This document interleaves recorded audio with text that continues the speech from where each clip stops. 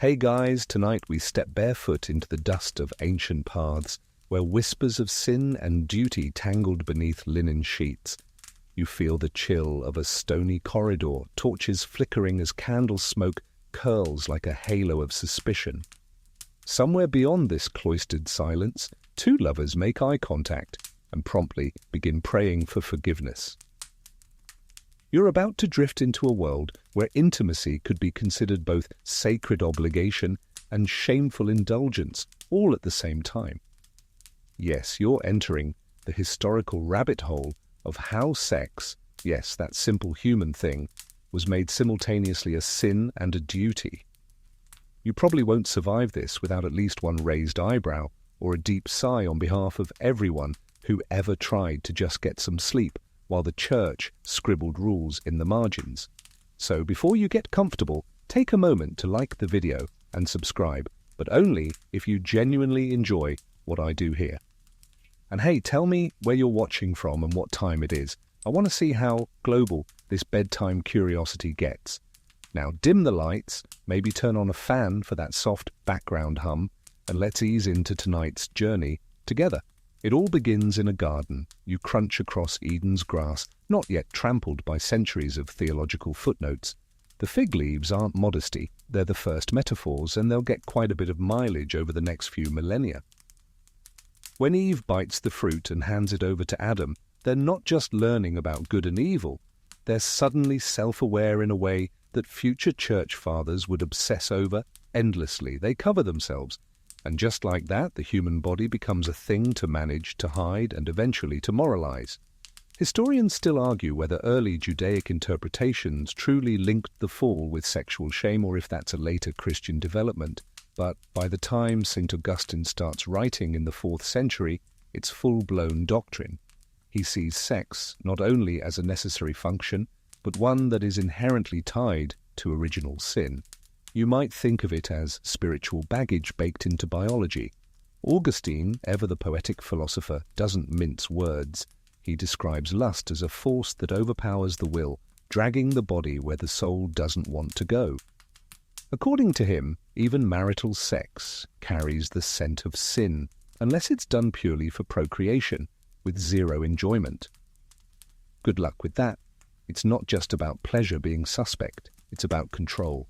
Sex was seen as chaotic, an animal instinct that disrupted the noble reasoning of the mind, and the Church, in its quest to systematize every part of human life, couldn't allow such chaos to roam freely.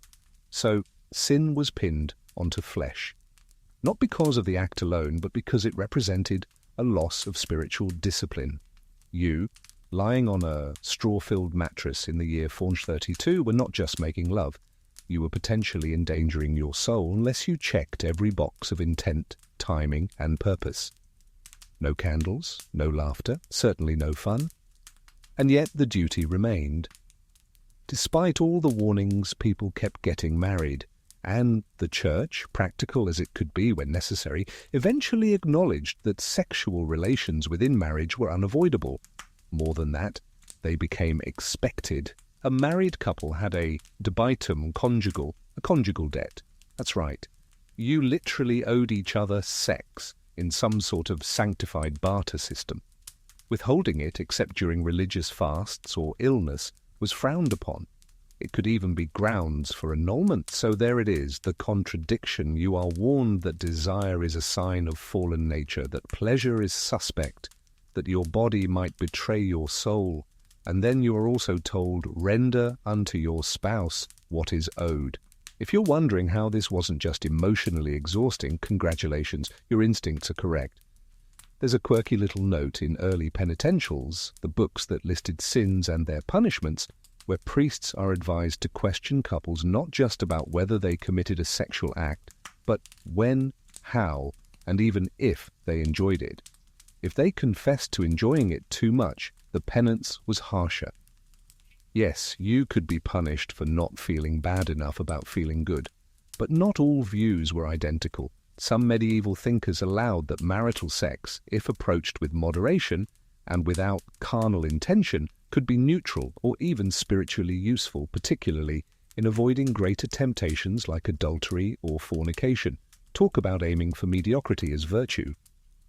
Still, the narrative was set. The body is weak, desire is dangerous, and salvation hangs in the balance. And yet duty, the debt owed to your spouse, was non-negotiable. The paradox is built right into the theology. Sex is bad because of original sin, but sex is also required to fulfill marital vows. So the only holy loophole was to do it as grimly and responsibly as possible, like taking spiritual medicine you're not supposed to enjoy. Just swallow and don't ask for dessert, and in the middle of it all, you're there. 1 foot in the garden, 1 foot in the chapel, listening to priests who can't marry telling you how to live as a spouse, wondering if this strange line between duty and sin will ever get less blurry. Spoiler, it doesn't. You press forward through time, the scent of incense growing thicker as church walls rise around you. Candles drip slowly beside stained glass, casting coloured halos across rows of kneeling figures. You shuffle toward a stone pew, surrounded by whispers, not of prayer but of guilt, desire, and the very awkward logistics of being holy and human all at once. Tonight, you're nestled in the first few centuries of Christian history, peeking into the minds of the early church fathers. And, spoiler, they weren't exactly cheerleaders for the idea of pleasure. Take Tertullian, for example. A 3rd century theologian with a permanent scowl in his tone. He viewed the body as a prison and sex as its most distracting warden. He wasn't alone. Origen, another early Christian scholar, famously, if tragically, took Matthew 19:12 so literally that he reportedly castrated himself to avoid lust. Yes, that happened. You're lying there trying to fall asleep, and somewhere in 200 CE, a man is making permanent life decisions with a sharp object because of one line of scripture. This is the era when virginity becomes the ultimate spiritual flex. If you're married, you're spiritually okay. But if you remain chaste, you're climbing an express escalator to sainthood. The logic was that bodily denial brought you closer to God. And if you were a woman? Even better, virginity was like a spiritual force field granting protection from both men's desires and Satan's meddling. Sort of. But here's the catch. Even while praising virginity, these early writers couldn't stop talking about sex, or thinking about it, or writing pages and pages on it, which, honestly, says a lot. There's a moment in the writings of St. Jerome, yes, the same guy who translated the Bible into Latin, where he admits that even in his dusty desert cave, while fasting and praying, he was still haunted by erotic memories of Roman dancing girls. He wasn't acting on them, but his mind? Oh, it wandered, like yours sometimes does when you're trying to fall asleep and suddenly remember a totally unnecessary middle school crush. Jerome hated himself for these thoughts. He turned to prayer, fasting, and self-flagellation. And then, because early Christian writers never miss an opportunity, he turned those feelings into a stern warning for others. Sex, according to this crowd, was like fire. Needed to warm the house, maybe, but too dangerous to play with, and anyone who appeared to enjoy it, even within marriage, was skating perilously close to sin. You start to notice a theme. The more someone wrote about resisting temptation, the more obsessed they seemed with detailing exactly what that temptation looked like. This leads to a very odd side effect. In trying to keep people morally upright, the church accidentally created a strange ecosystem of sex talk. Sermons, confessions, penitentials, and treatises, all centered on a behavior they supposedly wanted to minimize. It's like trying to reduce cake consumption by opening an entire bakery of guilt. And while the elite argued theology, everyday people were left navigating a spiritual minefield with little clarity. Imagine you're a baker's wife in 5th century Gaul. Your husband wants to fulfill his marriage debt. The priest says desire is dangerous. The local bishop says procreation is holy, but only if neither of you enjoys it too much. You're told to feel guilty if you like it, but also guilty if you refuse it. It's like a divine version of damned if you do, damned if you don't. Historians still argue whether these teachings were universally followed or mostly theoretical. After all, medieval peasants weren't exactly writing diaries about their bedroom lives. But one thing is clear, the rhetoric was powerful, and the expectations were confusing. And still, saints were born from this contradiction. Take Saint Agnes, a young Roman girl martyred for refusing marriage because she wished to stay a virgin for Christ. Or Saint Cecilia, who, on her wedding night, told her husband there was an angel guarding her body. Somehow that actually worked, and he converted on the spot. Miracles, indeed. There's even a quirky tradition of virgin martyrs who suffered brutal deaths but were celebrated more for their unbroken hymens than their actual courage. It's an uncomfortable truth. Chastity, for many centuries, was valued more than compassion, wisdom, or even heroism. At this point, you might be wondering, how on earth did anyone ever manage a healthy relationship, let alone a joyful one? The answer? Very carefully and often with a lot of guilt. But don't drift off just yet.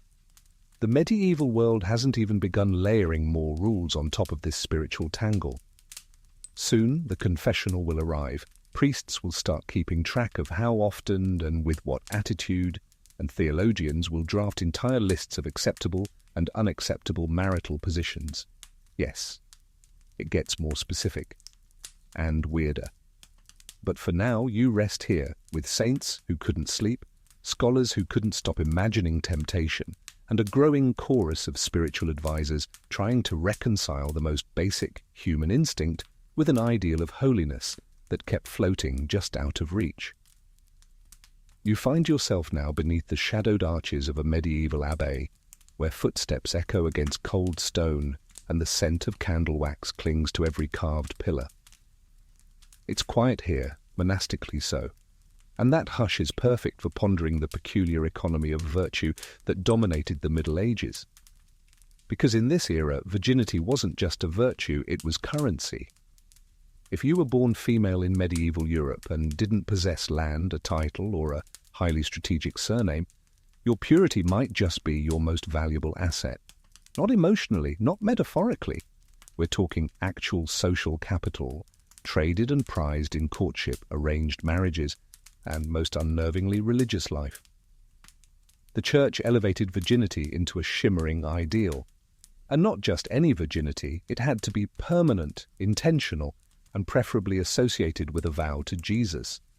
That made you not just morally admirable, but spiritually elite. Think of it as a fast-pass ticket to heaven as long as you kept the turnstiles shut. Monasteries across Europe filled with women whose families saw greater value in cloistered chastity than in any dowry-based deal. Some girls were promised to nunneries before they could pronounce the word abbess. Others were sent after widowhood, their used status making them unsuitable for second marriages, but still potentially holy enough for divine service. And then there were those, few and far between, who chose it themselves. And what about men? Knights, too, had their own celibate aspirations, particularly in the age of the Crusades. You didn't just go fight for Jerusalem with a sword. You took oaths, you fasted, you pledged to remain chaste for the journey. Because apparently dying in battle wasn't enough, you had to also deny yourself any comfort along the way. This is where things get especially paradoxical. Knights were by nature violent, but that violence could be sanctified.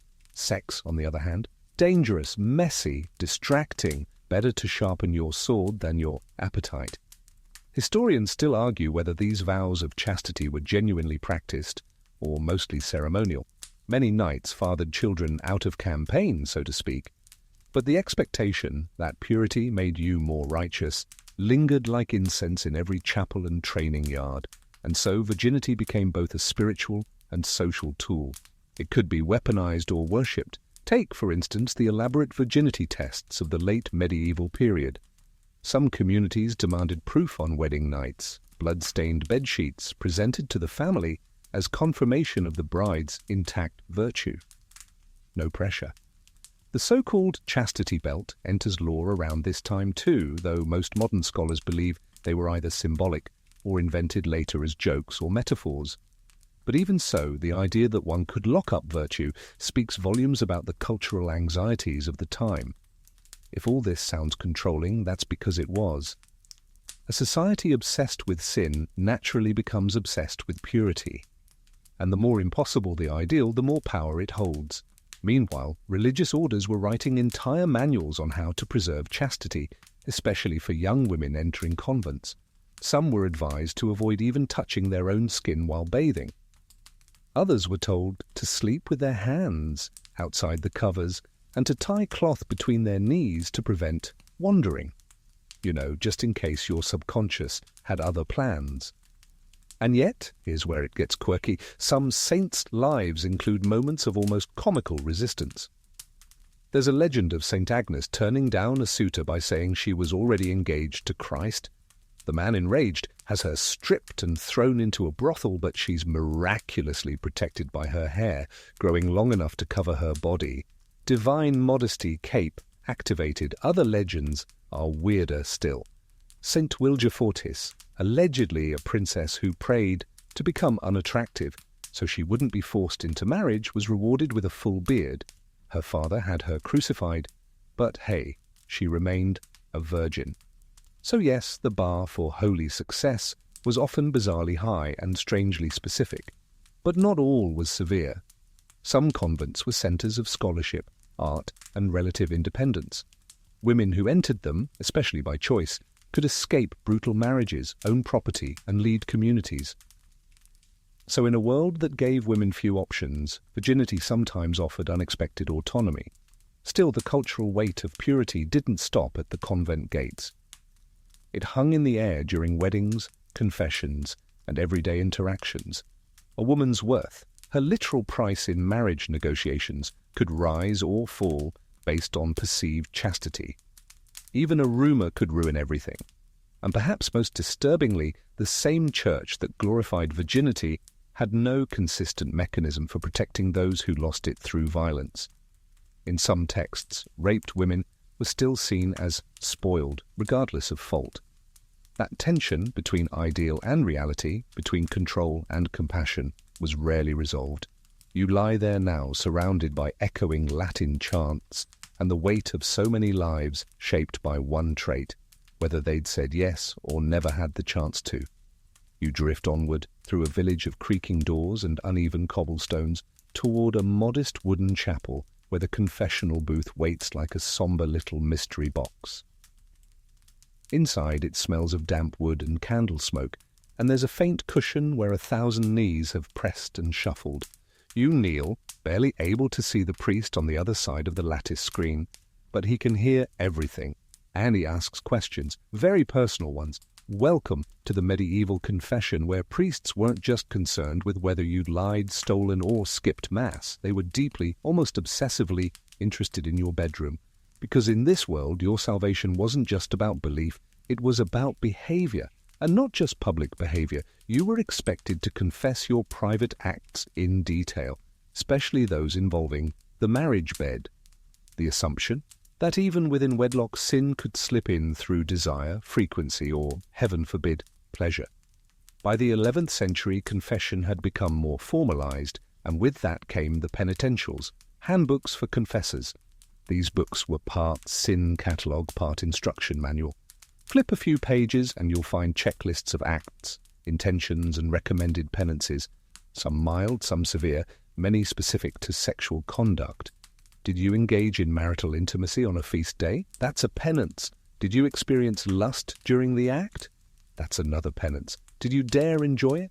Oof, double penance, plus fasting. Even the positions were monitored. Missionary? Acceptable. Anything else? Questionable. And the more elaborate the behavior, the longer the list of Hail Marys you owed.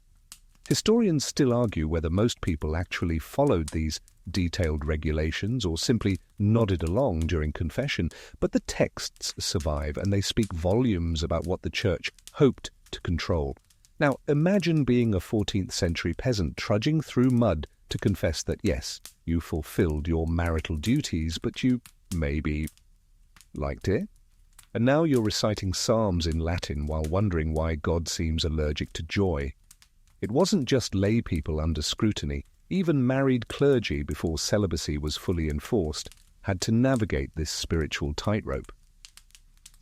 There are records of priests confessing to their bishops about marital sex, often in tones of embarrassment, as though they'd accidentally dropped a chalice instead of doing something literally prescribed by law. And for those not yet married, the rules were stricter. Masturbation was condemned as self-abuse. Premarital intimacy was a sin with steep consequences, especially for women, whose social value often hinged on chastity. One errant encounter could lead to lifetime stigma or hasty marriage if a man could be cornered. The idea of confessing in the bedroom wasn't just figurative, it was real. Husbands and wives were expected to monitor each other's intentions. Some texts advised couples to pray before the act and to refrain during holy seasons like Lent, Advent, or just about any day with a saint's name attached, which was a lot of days. But here's a quirky twist. In some communities, the act of confessing to certain sins was so widespread that priests developed polite euphemisms to preserve modesty. Instead of naming the act directly, you might say, "I trespassed upon the marriage debt in excess," or "I visited my spouse without due piety." It was like trying to order the world's most awkward sandwich in a whisper.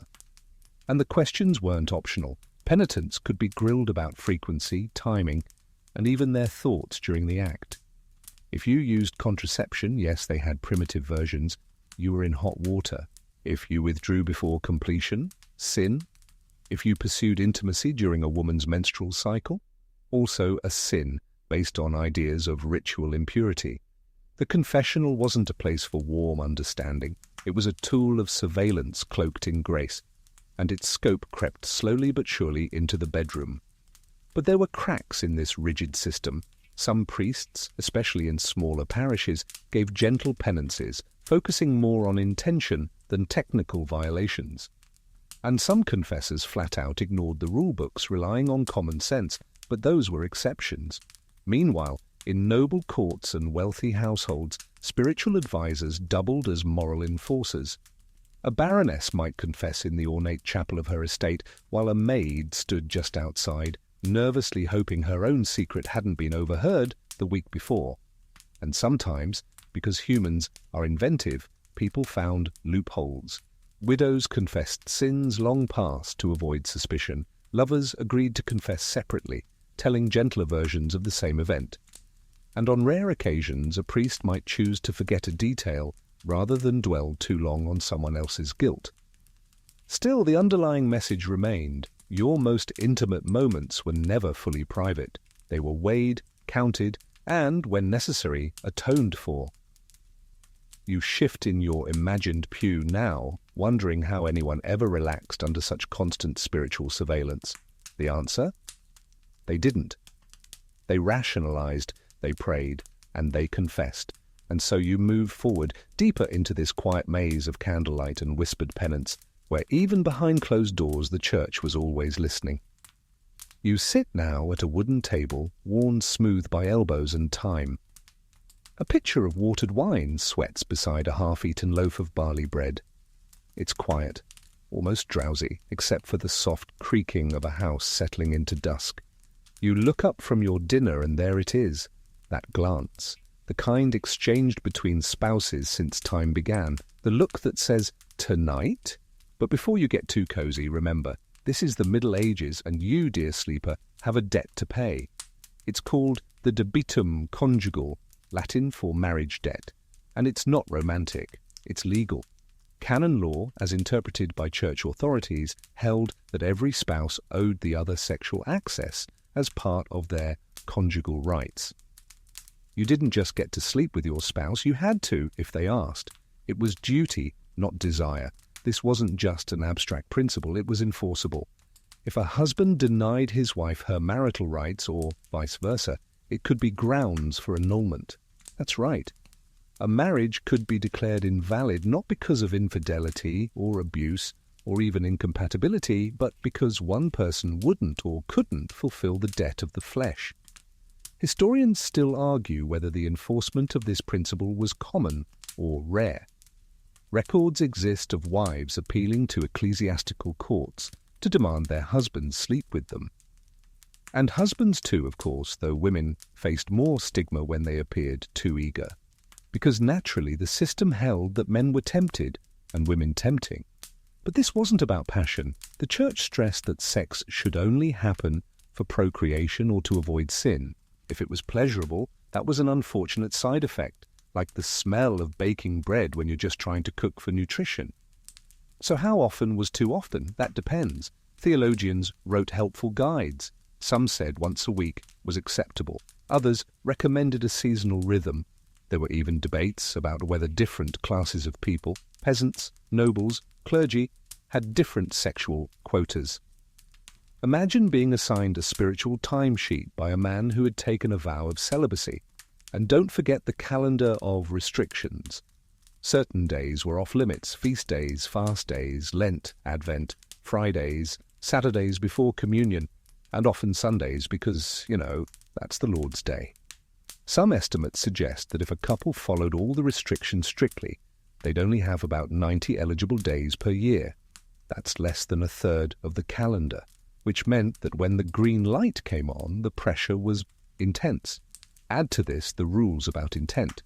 You had to approach your spouse with a clean heart, not because you craved pleasure, but because you were fulfilling an obligation or hoping for children. Desire, if present, had to be carefully rationalized. And what about the spouse who refused? Canon lawyers were surprisingly progressive for their time. They stated clearly that each spouse, regardless of gender, held equal rights to demand the debt. Wives could say, "I demand," and the husband was expected to comply. In theory. In practice, women were still the ones policed more harshly for asserting that right. Then there's the case of illness or age. If a spouse became infirm or otherwise unable to perform their marital duty, the church allowed for separation without remarriage, since the marriage bond remained, but the debt could no longer be paid. You were spiritually united but physically absolved. Quirky side note, some penitential manuals advised men to avoid sleeping with their wives immediately after she had visited confession. Why? Because her soul was clean, and it would be a shame to sully it so quickly. The term payment wasn't just metaphorical. Some clergy spoke of conjugal duty in almost economic terms. You might feel like a merchant delivering goods, a bit awkward, a bit formal, with the lingering sense that everyone involved is just hoping to be done before the roast gets cold. But, and here's the unexpected part, this obligation also offered protection. In a world where women often lacked power, the concept of marital debt could shield a wife from abandonment. A husband couldn't just refuse intimacy or lock her in a tower, he had a duty. And the church might actually back her up. There's a curious little case from 13th century France where a wife complained that her husband had joined a monastery without telling her. He tried to argue that his new vow of chastity took priority. The church told him to go home, because guess what he still owed her? And so you lie back, wrapped in linen, listening to the quiet rustle of a fire burning low. You think of all the couples across the centuries, bound not just by affection, but by obligation, fulfilling a debt no banker could collect, but every priest could track. Duty, sin, restriction, relief. It's never simple. And tomorrow is a feast day. So tonight might be your only chance. You wake to the soft clang of bells echoing across stone corridors, a sound that means morning prayers for some and morning reminders for others. Because today you're climbing the polished ladder of virtue without touching the rungs. You've entered the world of celibacy as status, and your bed tonight will be as cold as your spiritual ambition is hot. By now you're starting to see the pattern. Medieval society didn't just frown upon certain expressions of sexuality, it created entire hierarchies based on how well you suppressed them. And at the very top of that pyramid sat the celibate. But here's the twist. Celibacy wasn't always standard. In the early Christian world, many clergy were married. St. Peter himself, yes, that Peter, had a wife. And for several centuries, priests, bishops, and even popes were known to marry, father children, and maintain households. The Church's slow pivot towards celibacy as a requirement rather than a recommendation took hundreds of years and more than a few arguments. Historians still argue whether this shift was more spiritual or political. Some believe it emerged from a desire for purity and focus on divine matters. Others point to more practical motives, like keeping church property from being passed down through priestly bloodlines. What's clear is that by the 11th century, celibacy was becoming non-negotiable. The First Lateran Council in 1123 officially banned clerical marriages. The Second Lateran Council in 1139 went further, declaring them not just forbidden, but invalid. If you were a priest and married, oops, your vows didn't count. You were back to bachelorhood, whether you wanted it or not. And with that shift came prestige. To abstain became not just pious, it became powerful. Celibate clergy were elevated above the messy obligations of family life. They were seen as more spiritual, more focused, and more, well, untouchable. You feel the weight of that distinction in the way people speak to a bishop, reverent, cautious. They are not just leaders, they are living icons of restraint. In portraits, they are draped in robes and symbols, but never love, never closeness, just solemn detachment. This elevation of celibacy leaked beyond the clergy. Monks, nuns, hermits, and anchorites were praised as the holiest of the holy. A young noblewoman entering a convent wasn't just avoiding a politically arranged marriage, she was earning applause for choosing Christ as her bridegroom. And monks who denied the body were said to be wrestling demons in solitude, their empty beds proof of their devotion. And here's a quirky detail. Some monks and nuns were buried with their hands crossed over their hearts to symbolize that their love had been reserved for God alone. No romantic entanglements, just eternal courtship with the divine. But, and it's a big but, celibacy in theory was not always celibacy in practice. Records abound of priests with housekeepers who stayed a suspiciously long time, bishops with nieces who weren't quite nieces, convents with nuns sneaking out at night. Some monasteries kept lists of known offences, including visiting the women's quarters after Vespers, which sounds suspiciously like a dating strategy. In one memorable case, a 12th century monk named Peter Abelard, brilliant, charismatic, and entirely too charming, fell in love with his student Eloise. Their affair became one of the most tragic and intellectual love stories of the Middle Ages, complete with secret marriage, scandal, and, eventually, mutual vows of celibacy.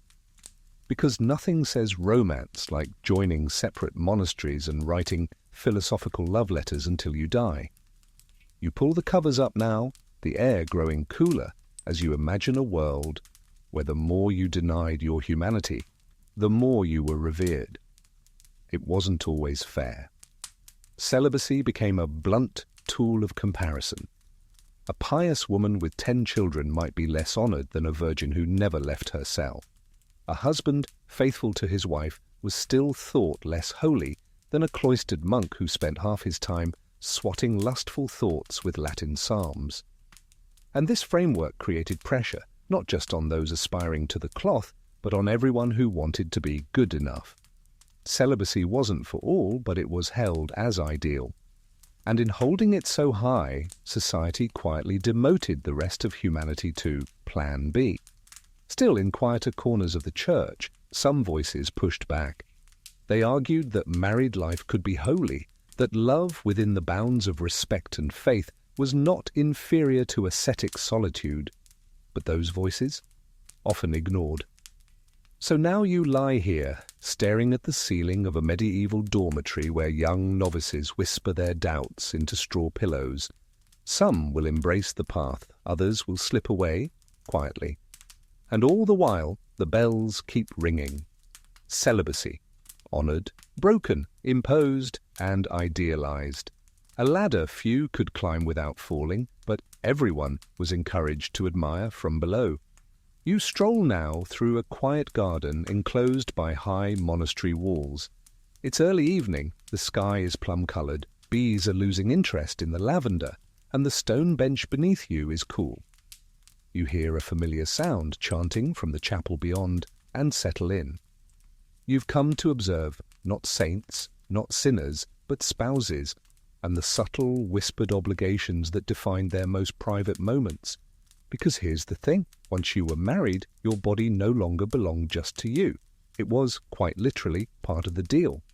Canon law didn't just bless marriage, it regulated it, down to the expectations in the bedroom. A wife's obedience to her husband didn't end at the dinner table. It was written, preached and judged that she owed him sexual availability. But, and here's where it gets interesting, he owed her the same. Theologians stressed mutual obligation, at least on paper. But guess which half got reminded more often? The wife. She was expected to be receptive, respectful, and ideally quiet. The ideal wife submitted to her husband's needs without complaint, unless she had a really solid liturgical excuse, like fasting, or a holy day, or sudden piety. And these weren't just expectations, they were enforceable. In 13th century ecclesiastical courts, there are documented cases of men suing their wives for refusing the marriage debt. Some judges ordered women to resume marital relations or risk excommunication. Yes, you could be spiritually benched for not cooperating. But the flip side existed too. A woman could complain if her husband withheld intimacy, not because she missed his affection, necessarily, but because failure to consummate the marriage, or repeated refusal thereafter, was considered grounds for annulment. That meant she could get out, reset, try again. Historians still argue whether this mutuality was genuinely equitable or mostly rhetorical. Technically, both spouses had equal rights to demand the marriage debt. But culturally, the imbalance was clear. Male desire was naturalized, female desire was scrutinized, medicalized, or outright denied. You're probably wondering, how did people even talk about this stuff? The answer is awkwardly, through euphemism, through clergy, through legal petitions that read like badly coded love letters. You weren't supposed to want it, especially not as a woman. And if you did, you certainly weren't supposed to say so. Here's a fringe tidbit to keep your dreams spicy. A few medieval medical texts argued that women couldn't conceive unless they experienced pleasure. Some physicians wrote that a woman's seed had to be released at the same time as the man's for conception to occur. So, ironically, these ideas made female orgasm a requirement for pregnancy. We'll let you decide how much husbands genuinely tried to follow that instruction. But we return now to obedience. The church positioned the wife as subordinate to her husband, spiritually, socially, and sexually. Theologians cited Ephesians 5:22, "Wives, submit yourselves unto your own husbands as unto the Lord." That verse was like the medieval version of a contract clause, invoked in sermons, teachings, and domestic disputes. Yet even in this structure of obedience, there were cracks. Some writers, particularly mystics, emphasized the dignity of mutual love. The 12th century theologian Hugh of St. Victor wrote that true marriage involved harmony of mind, body, and soul. Not just hierarchy, not just performance. Still, the dominant narrative endured. The man leads, the woman follows, the man initiates, the woman consents. Or doesn't, but is expected to anyway. And here comes the most curious thing. Even in submission, pleasure was dangerous. If a wife enjoyed the act too much, she risked being labeled lustful, even sinful. If she didn't enjoy it at all, she was considered cold, possibly frigid, and either way her virtue was always on trial by her husband, her confessor, her community. There's even a strange little medieval rumor, recorded in a few texts, that overly lustful women could cause their husbands' souls to be damned if they led them into sin through excessive enjoyment. So imagine lying next to your spouse, wondering if your enthusiasm might be hazardous to his eternal salvation. Talk about performance pressure. And yet, through it all, love did exist. There are surviving letters between spouses filled with genuine tenderness, quiet longing, and real affection. Marriages of political convenience sometimes bloomed into partnerships. And not every husband was a grim-faced moralist quoting St. Paul between the sheets. So as you lie back now, you picture the flickering torchlight of a modest home, a married couple whispering under linen blankets, their breath visible in the chill. The world outside is judgmental, theological, and often absurd, but for a moment, between two hearts, there's warmth. But don't get too comfortable. The church still has more to say about how much is too much, about where, about when. And soon, your nightly calendar of approved activities is going to get a whole lot more complicated. The candlelight flickers as you roll over, and a faint breeze from the shuttered window carries in the scent of damp wool and distant incense. You're still in the medieval world, but tonight you're eavesdropping on a conversation older than most cathedrals, the eternal question of whether pleasure was okay. Not surprisingly, the theologians had opinions. Sex, as you've probably gathered by now, was not encouraged for its own sake. It had a purpose, procreation, maybe avoiding temptation, certainly not enjoyment. But here's the thing, pleasure was impossible to ignore. It kept showing up like an uninvited guest at a monastic dinner. And so the scholars got clever. They started inventing loopholes. You wander now through the parchment-strewn study of a 12th century cleric, bent over a writing desk, quill in hand, ink staining his sleeves. He's trying to solve a puzzle. Can pleasure be allowed if you didn't intend to feel it?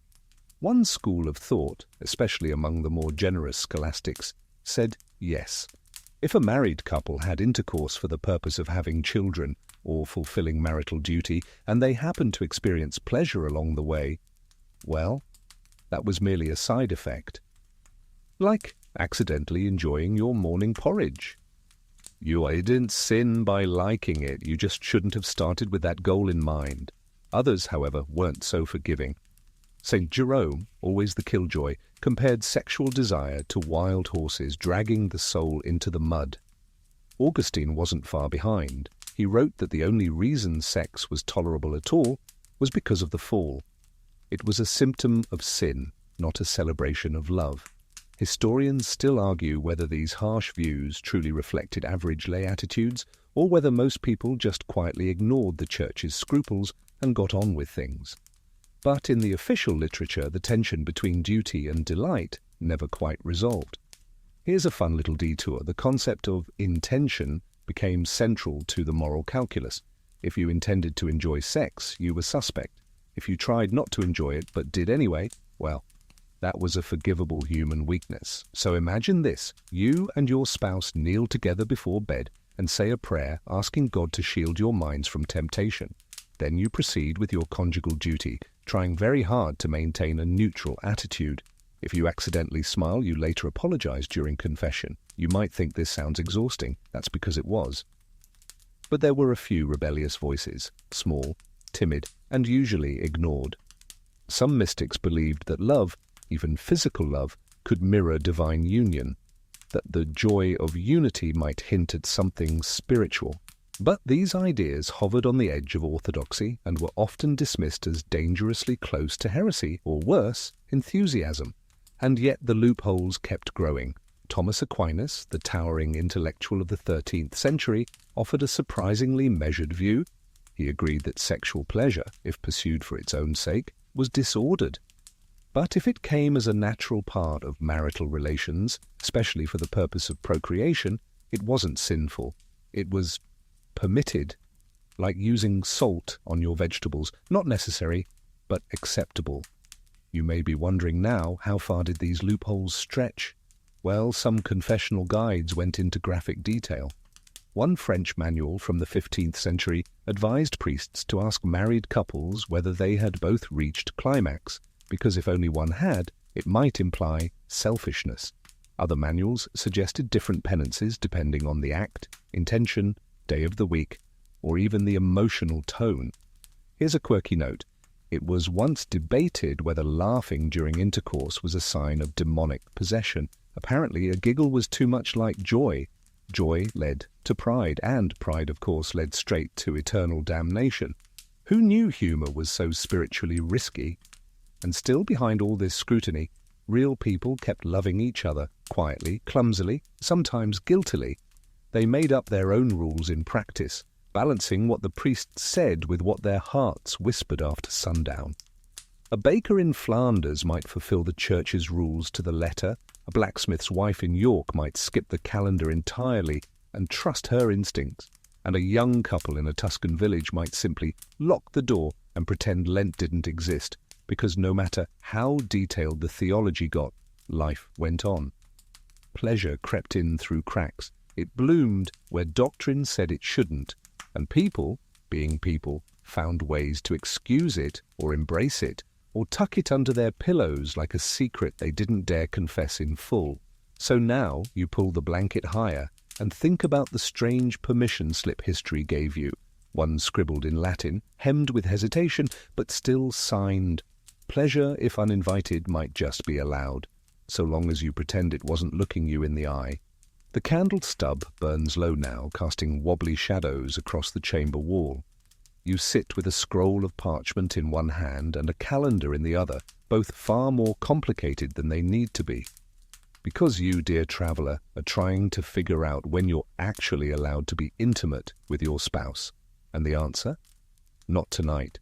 Welcome to the strange world of medieval feast days, fasts, saints' days, and spontaneous prohibitions, where the church didn't just care what you did in bed, but when.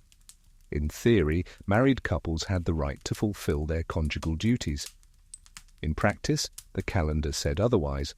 Whole swathes of the year were marked off limits, wrapped in spiritual do not disturb signs. Which ones, you ask? Well, first off, Lent, the big one. 40 days of fasting, penance, and spiritual focus. Definitely no sex allowed. Then came Advent, another penitential season covering the 4 weeks before Christmas. And let's not forget Holy Week, the days leading up to Easter. You wouldn't want to be distracted while thinking about crucifixion, would you? Fridays were also out because they commemorated the death of Christ. Saturdays were tricky, often set aside for the Virgin Mary. Sundays? That was God's day.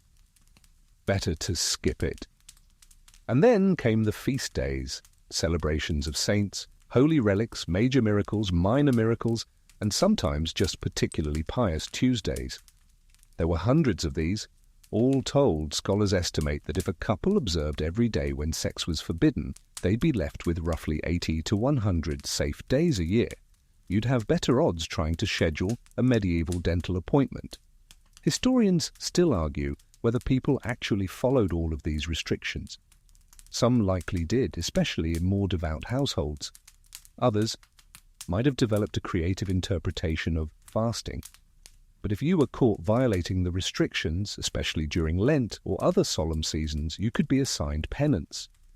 In some cases, clergy prescribed a full year of abstinence as punishment for a single, mistimed rendezvous, because nothing says repentance like a full calendar blackout. And it wasn't just about when, but also where. Some texts advised against intimacy in churches for obvious reasons, but also in fields, forests, and public bathhouses, which one has to assume implies that those places were being used for such purposes to begin with. A rule is only written when someone's already broken it.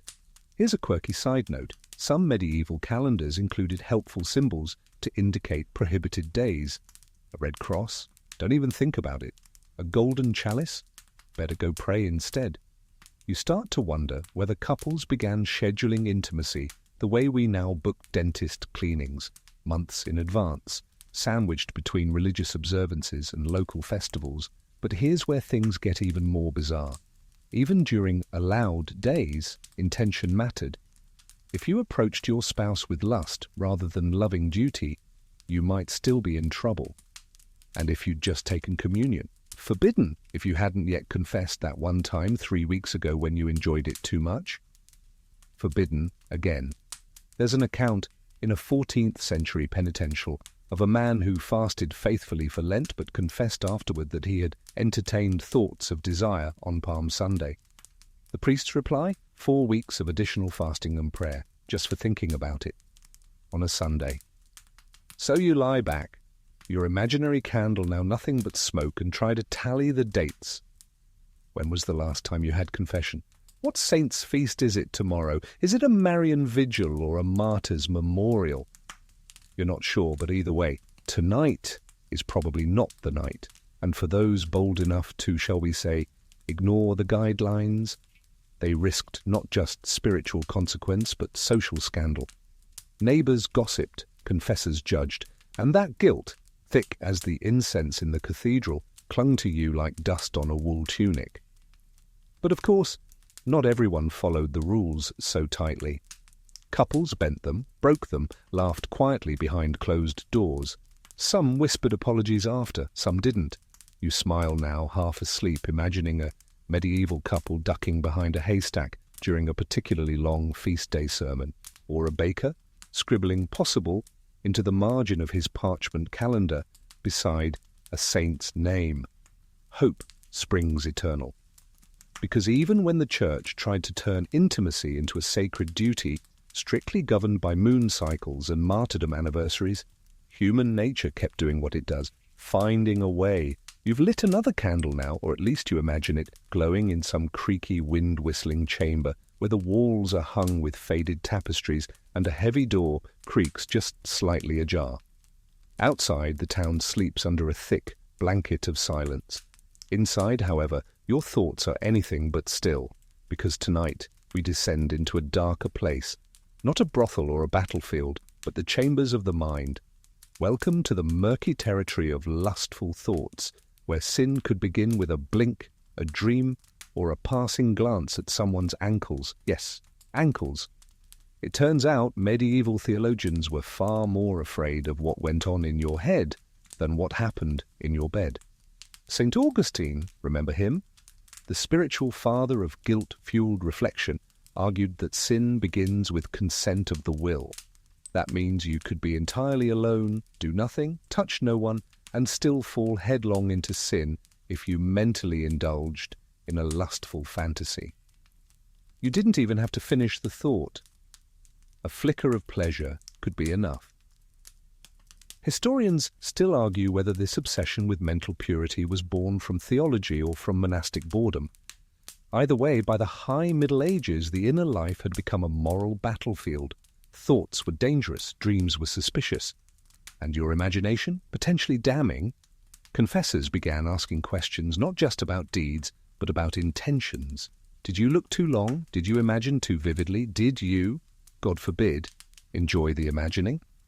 Even more confusing, there was debate about what to do when these thoughts came involuntarily.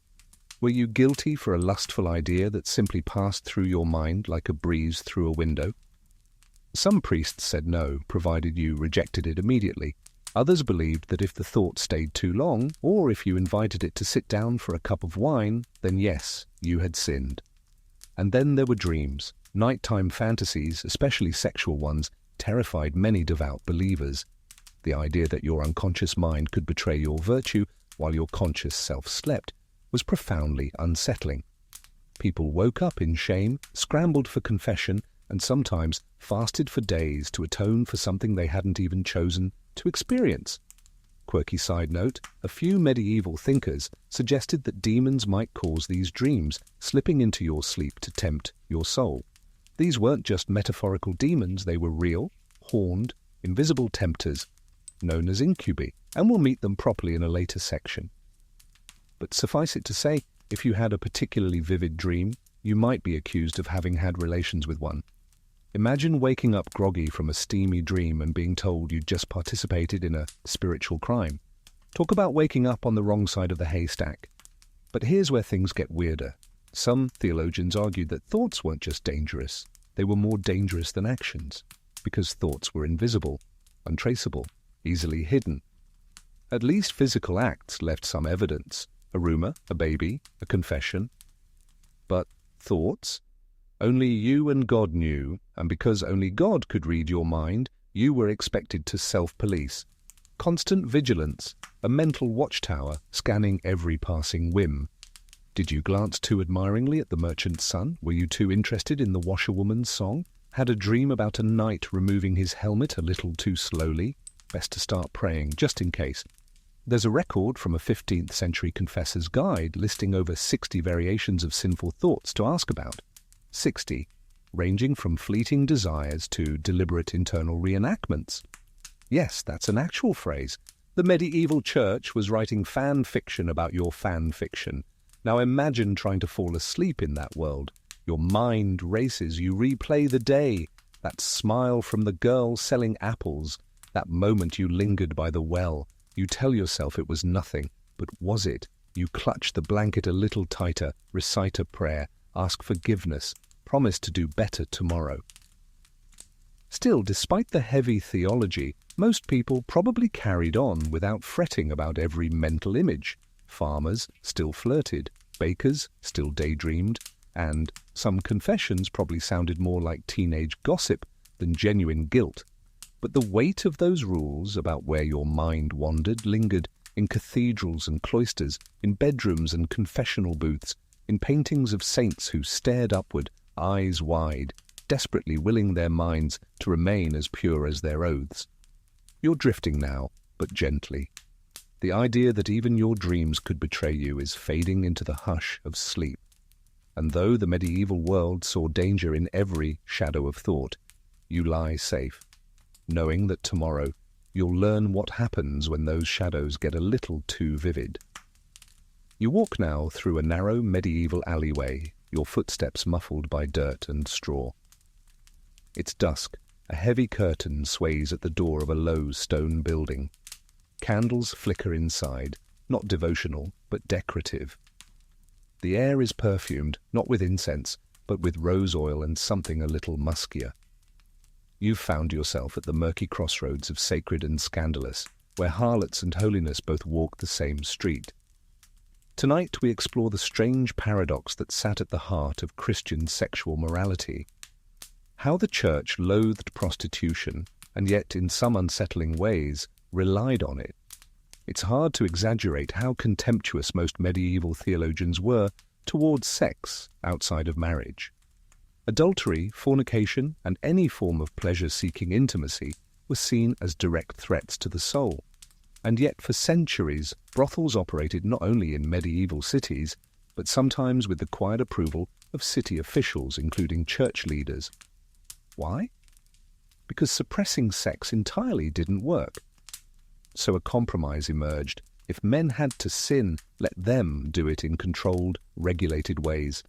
Cities from Paris to Florence, from London to Prague, created designated red light districts. Brothels were taxed. Prostitutes were often required to wear identifying clothing, belts, hoods, or even coloured sleeves, to distinguish them from honest women. And while the Church officially condemned prostitution, some theologians, most famously St. Thomas Aquinas, argued that it was a necessary evil. Without it, they warned, society would unravel into worse chaos, adultery, rape, or unnatural acts. Aquinas compared it to a sewer in a palace. Unpleasant, yes, but try living without one. Historians still debate how much the Church actually benefited from the sex trade, financially or socially. But the hypocrisy was thick enough to spread on toast. In Avignon, where popes lived during the 14th century, brothels flourished, some shockingly close to church property. And in many towns, fines from sinful women helped fund civic improvements. Yet even as prostitutes were tolerated, they were also vilified. Sermons compared them to the whore of Babylon, and painters showed them as seductresses leading men to eternal damnation. Public penance was common. Woman caught soliciting might be paraded through the streets in her undergarments, head-shaved, whipped, or shamed at the town gates. But here's the paradox. In Christian art and literature, the repentant prostitute also became a powerful symbol of grace. Enter Mary Magdalene. Though the Bible never explicitly identifies her as a sex worker, medieval tradition rolled with the idea. She became the ultimate redemption arc, a woman of sinful past who, after meeting Jesus, renounced her life and wept at his feet. In art, she's often shown with loose hair, a symbol of unrestrained sexuality, and a bottle of ointment referencing the anointing of Christ. She became wildly popular. Saints, queens, and penitent noblewomen took her as a namesake. Pilgrims travelled miles to visit shrines dedicated to her. And in a strange twist of spiritual branding, Mary Magdalene became the patron saint of, yes, you guessed it, prostitutes. So on one hand, the Church shamed women who sold their bodies. On the other, it revered a fictionalized ex-prostitute as a model of piety.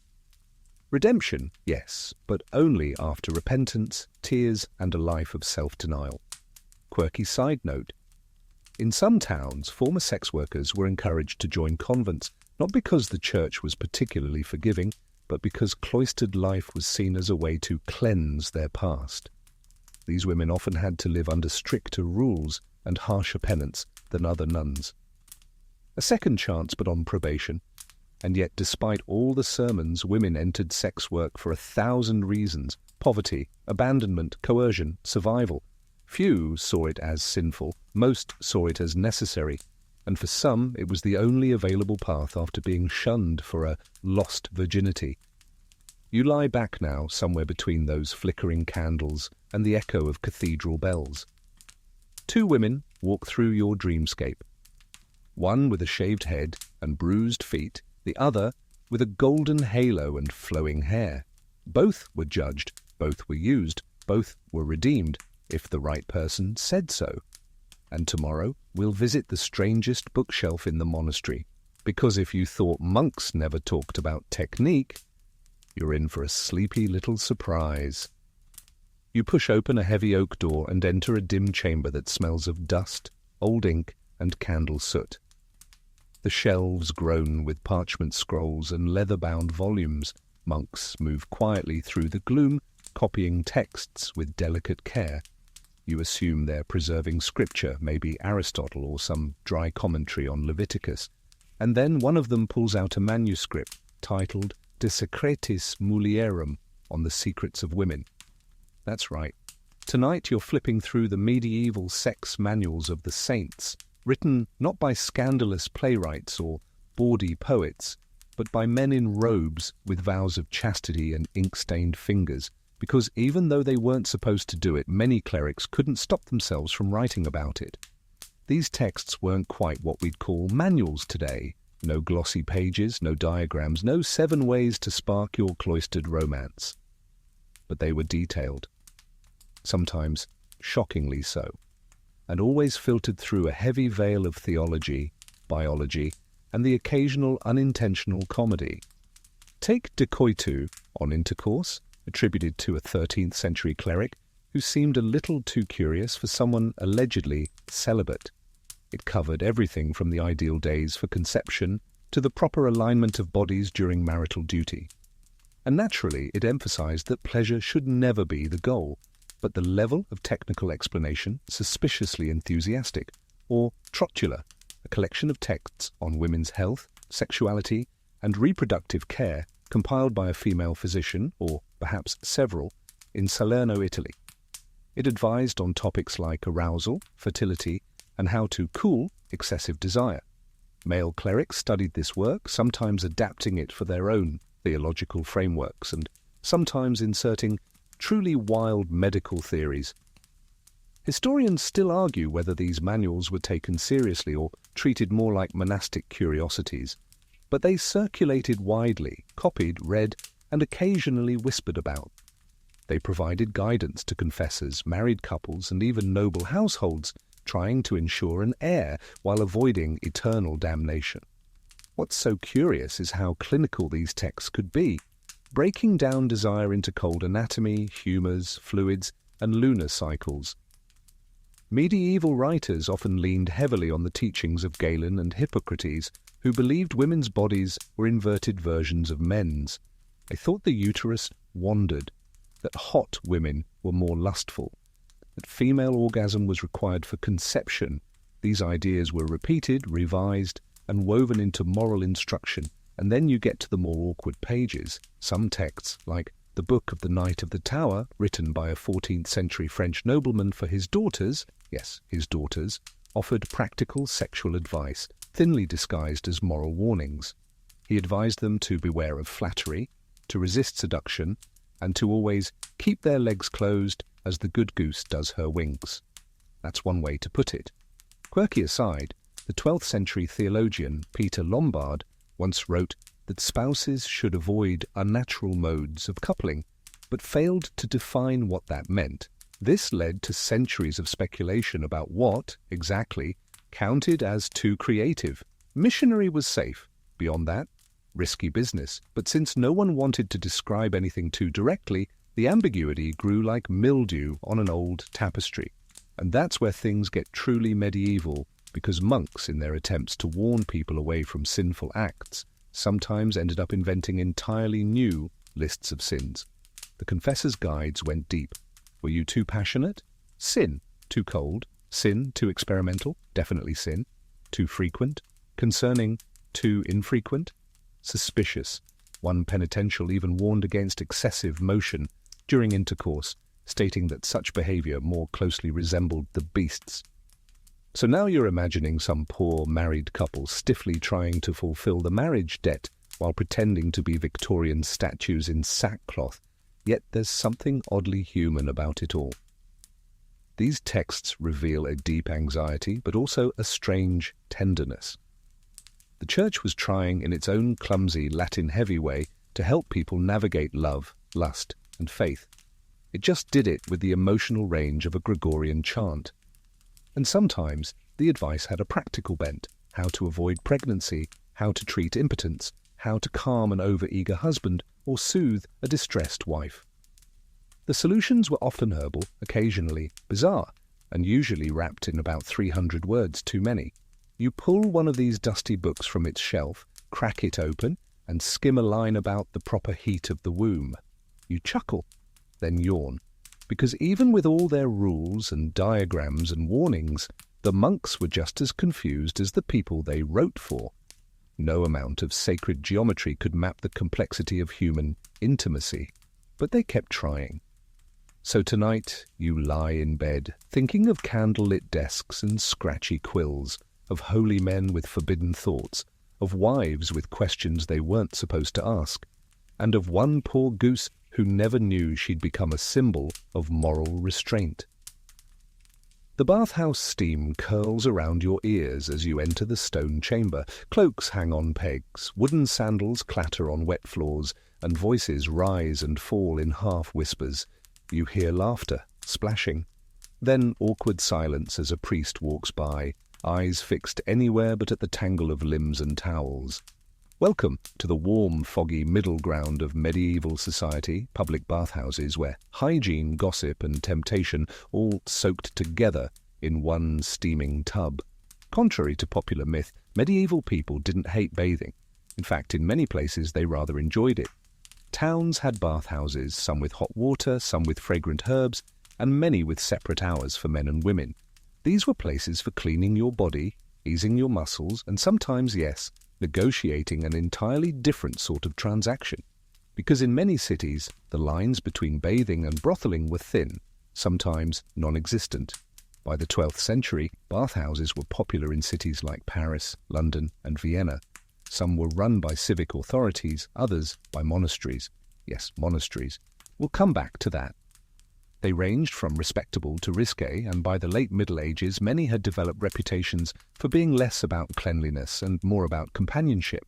In fact, bathmaid became a euphemism for prostitute in several regions, and bathhouses began to include rooms for private encounters, services beyond soaping, and, more awkward still, priests dropping by for spiritual oversight or a quick wash themselves. Historians still argue whether these places were mostly tolerated or officially condemned. The truth seems to be both. Some town leaders taxed bathhouses, others tried to shut them down. Some bishops issued scathing letters, others bathed in secret. It wasn't the nudity alone that scandalized clergy. It was the mixing, men and women in close proximity, unclothed, relaxed, and often unchaperoned. Add warm water, flickering torchlight, and idle gossip, and you had a moral stew that made theologians sweat harder than the bathers. And yet people came anyway. Because life was hard, and bathing was pleasant, and for the working class it was one of the few affordable luxuries. A Saturday night, scrub in a scented tub, a chat with friends, maybe even a flirtation in the steam. That was worth risking a disapproving glance from Father Bernard on Sunday morning. Meanwhile, the Church, ever torn between pragmatism and piety, issued confusing guidance. One abbot advised monks to avoid communal bathing entirely. Another said it was acceptable if the eyes remained modest. In some stricter orders, monks were only allowed to bathe 3 times a year, at Easter, Pentecost, and Christmas. Smelly, but sanctified. Quirky aside, medieval doctors sometimes prescribed bathing for overheated desire, but in the same breath they warned that too much warm water could inflame the passions, so you were caught in the middle again. Bathe to cool lust, but not so much that you made it worse. You start to see a pattern, don't you? And here's where it gets truly awkward. Some monasteries ran bathhouses for income. One 13th century Benedictine house in Germany was known to lease out its bathhouse to lay operators who weren't entirely above board. There were complaints, there were fines, there was denial, but the money? Still good. For women, bathhouses were even more complicated. Respectable women could go, but preferably with other women at designated times. Married women were warned not to attend alone. Young girls, almost never. And if you were poor or suspected of loose morals, your very presence could stain your reputation. And yet women kept going. Because water was soothing, because it eased childbirth, because it relieved backaches and softened skin, because in a world that restricted their pleasure, their voice, their movement, sometimes a warm bath was a small, sacred rebellion. And then there were the Church's contradictory teachings about nakedness itself. Adam and Eve, after all, were naked in Eden. Some theologians said modest nudity, within reason, was not sinful. Others argued that exposure of the body, even unintentionally, tempted the soul. That meant even being seen at the bathhouse, fully draped in towels, could be enough to stir gossip. You sigh now, the steam settling on your eyelashes. You imagine a young couple meeting at the edge of a pool, hands almost touching in the water, hearts racing under the watchful gaze of an elderly bathmaid. They'll pretend they didn't look, but they did, and somewhere a priest is writing a sermon about temptation rising with the steam. So tonight, as the water cools and the candles burn lower, you dry off and step back into the shadows. You've glimpsed the fragile balance of a society that feared pleasure but couldn't stop seeking it, that tried to draw a line between purity and indulgence and watched that line dissolve again and again in warm, soapy water. The fire has burned low now, its glow no longer reaching the corners of your wooden chamber. Outside, owls call to each other across rooftops. Inside, you pull the blanket tighter. But there's a chill you can't quite shake. A quiet dread lingers, one whispered about in convents, in taverns, and yes, even in monasteries, because tonight you're crossing into the fearful realm of witch hunts and wet dreams, where fantasies could lead to flames and desires you didn't ask for might bring the Inquisition to your door. Let's start with the dreams. In medieval Christian teaching, not all nighttime experiences were innocent. Wet dreams, what we'd now call involuntary nocturnal emissions, were a particular source of theological panic. Because they weren't just embarrassing, they were considered potentially sinful, even if they happened while you slept. Why? Because pleasure, especially sexual pleasure, wasn't supposed to happen without consent, unless, ironically, it came without consent. That contradiction threw moralists into a frenzy of speculation. Some confessors mercifully viewed nocturnal emissions as unintentional and forgivable. They advised prayer, perhaps a short fast, and told penitents to avoid suggestive thoughts during the day, but others took a darker view. Some believed such dreams were not natural at all, but the result of demonic interference. Enter the incubus and succubus, male and female demons respectively, who visited humans at night to tempt, seduce, and extract, essence. Yes, the medieval mind was convinced that demons could impersonate real people, or appear as mysterious strangers, seduce sleeping victims, and siphon spiritual and physical energy.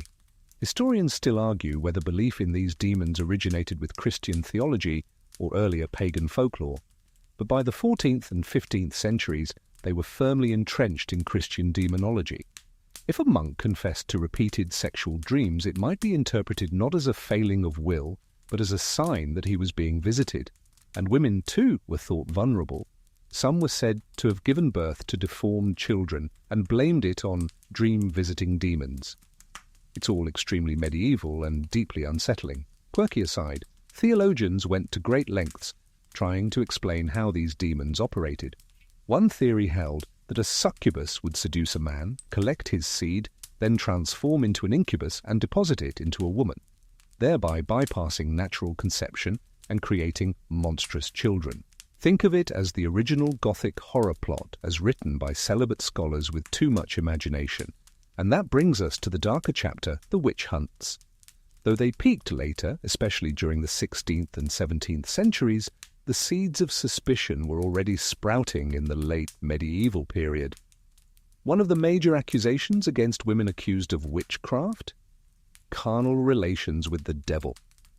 It wasn't enough to say a woman cursed her neighbor's crops. No, authorities wanted the full, sordid details, that she had signed a pact in blood, danced naked under moonlight, and, most disturbingly, laid with the devil himself. Confessions, often extracted under torture, contain eerie repetitions. The accused claimed the devil was cold to the touch, smelled of sulphur, and left marks, known as witches' teats, on their skin. These marks were then sought by inquisitors, poked with needles to see if they bled or felt pain. If not, proof of guilt. And here's the cruel twist. Sometimes women were accused because they spoke too openly about dreams, about temptation, about feelings they couldn't explain. A vivid dream could be taken as evidence of consorting with evil. A sudden pregnancy? Surely the devil had visited. In the famous Malleus Maleficarum, a witch-hunting manual published in 1487, authors Kramer and Sprenger spent pages discussing how demons could arouse women, possess their minds, and control their sexuality. The text argued that women were more susceptible to demonic seduction due to their weaker nature, which is convenient if you were trying to justify why, mostly, women were being tortured and executed. And yet, amidst all this fear and fire, there was also quiet resistance. Some theologians pushed back, warning that dreams were not proof of sin, that women accused of lustful visitations were more often victims of bad theology than true heresy. And some towns, when faced with wild accusations, refused to act. One 15th-century bishop dismissed charges of demonic seduction as dreams of the idle and overly devout, which is a polite way of saying, get a grip. Still, the fear lingered. You can almost feel it in the way villagers lowered their voices around certain women, in the way a wife crossed herself after a strange dream, in the way a monk avoided the young novice with the overly intense eyes. So you lie still now, wrapped in silence. Outside, the stars glitter coldly. You imagine a flickering torch in the courtyard, a whisper in the dark, a dream you didn't ask for, and the uneasy knowledge that in another century someone might call it treason against God. And you drift off, thinking of all the people who were told their desires were dangerous, who were punished for thoughts, for dreams, for simply being human in a world that couldn't decide whether the night was sacred or cursed. The candle is nearly gone now, its wax pooling quietly in a dented iron holder. You sit at a humble wooden table, eyes squinting at a scroll lined with neat, monkish script.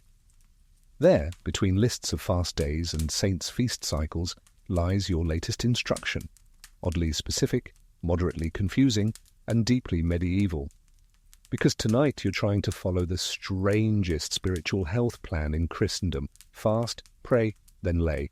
Yes, believe it or not, in the great balance of sin, duty, and devotion, the Church developed a kind of rhythm for sex within marriage that often resembled a workout schedule, one that prioritized soul cleansing before body touching. Let's be clear, the Church didn't encourage sex, but it didn't forbid it outright either, at least not within marriage. Instead, it prescribed when and how it could be done, like a heavily footnoted instruction manual written by someone who had never personally tested the product. And so emerged the formula, one must first fast, then pray, and only then, if both body and soul were in a state of grace, was it appropriate to fulfill the marital duty. The fasting part wasn't just about food. You were expected to fast from worldly pleasures in general. That included meat, rich wine, idle talk, and yes, sex. It was all one big package deal of restraint. So what's the logic? The Church saw fasting as a way to subdue the body. The hungrier you were, the more spiritually alert you became. And if you were too spiritually sluggish, you might fall into temptation. Therefore, fasting helped prevent excessive lust. Once you proved your willpower in the kitchen, you could be trusted in the bedroom. Maybe. Historians still argue how closely ordinary people followed these cycles. For some, it probably resembled New Year's resolutions, good intentions, mixed results. Others, especially in monastic or deeply devout households, treated it with the same seriousness as penance. But what did it actually look like in practice?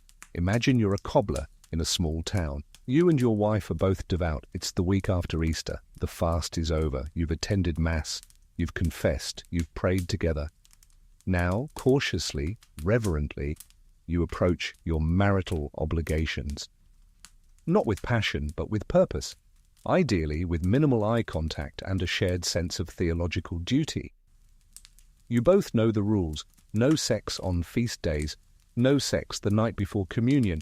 No sex if one of you is fasting. No sex during menstruation, another medieval restriction. And definitely no sex just because you're in the mood. But here's where things get even stranger. Some penitential texts warned couples not to be too holy when approaching intimacy. You weren't supposed to pray during the act, as that was considered confusing spiritual and physical realms. No muttering psalms beneath the sheets, please. Quirky tidbit. One 14th century text suggested that spouses should read a short prayer after the act, thanking God for the opportunity to procreate, whether or not they had actually intended to do so. And don't forget clothing. Certain writers believed that full nudity, even between spouses, was risky. It could lead to excessive desire. Some guides recommended that couples remain at least partially clothed, not because it was practical, but because it helped prevent immodest behavior, like smiling or, worse, laughing. There's also the issue of confession. If, after intimacy, you felt that your thoughts had drifted too close to enjoyment, you were encouraged to confess. Some husbands and wives developed spiritual routines around this. Confess, pray, fulfill the debt, then confess again. It sounds exhausting, because it was. But not everyone followed the rules strictly. There were plenty of quiet rebellions. Married couples who trusted their bond more than a priest's checklist, who slipped past the fast day restrictions with a wink and a kiss, who dared to believe that pleasure, real, honest, mutually shared pleasure, might just be okay, even sacred. Still, the Church's rhythm remained in place for centuries. It tried to teach people to sanctify their most human impulses by binding them to ritual, to elevate the physical through restraint, and to remind everyone that even in love, there should be limits. You close the scroll now. The candle flickers once, then dies. And you lie back, wondering if perhaps the secret wasn't the rules themselves, but the quiet, imperfect ways people wove them into their lives, fasting with hope, praying with love, and embracing, finally, not out of fear, but out of trust. It's a still, late night now. The embers in the hearth whisper their final crackles. You lie awake in a wooden bed carved by hands that were likely calloused by more than just carpentry. The moonlight slips in through the shutters, catching on a polished crucifix above the headboard. You're not alone, but the atmosphere isn't passionate. It's penitential. Tonight, we enter one of the strangest intersections in medieval life, where penance and pillow talk collided awkwardly, in the cramped corners of both bedrooms and confessionals.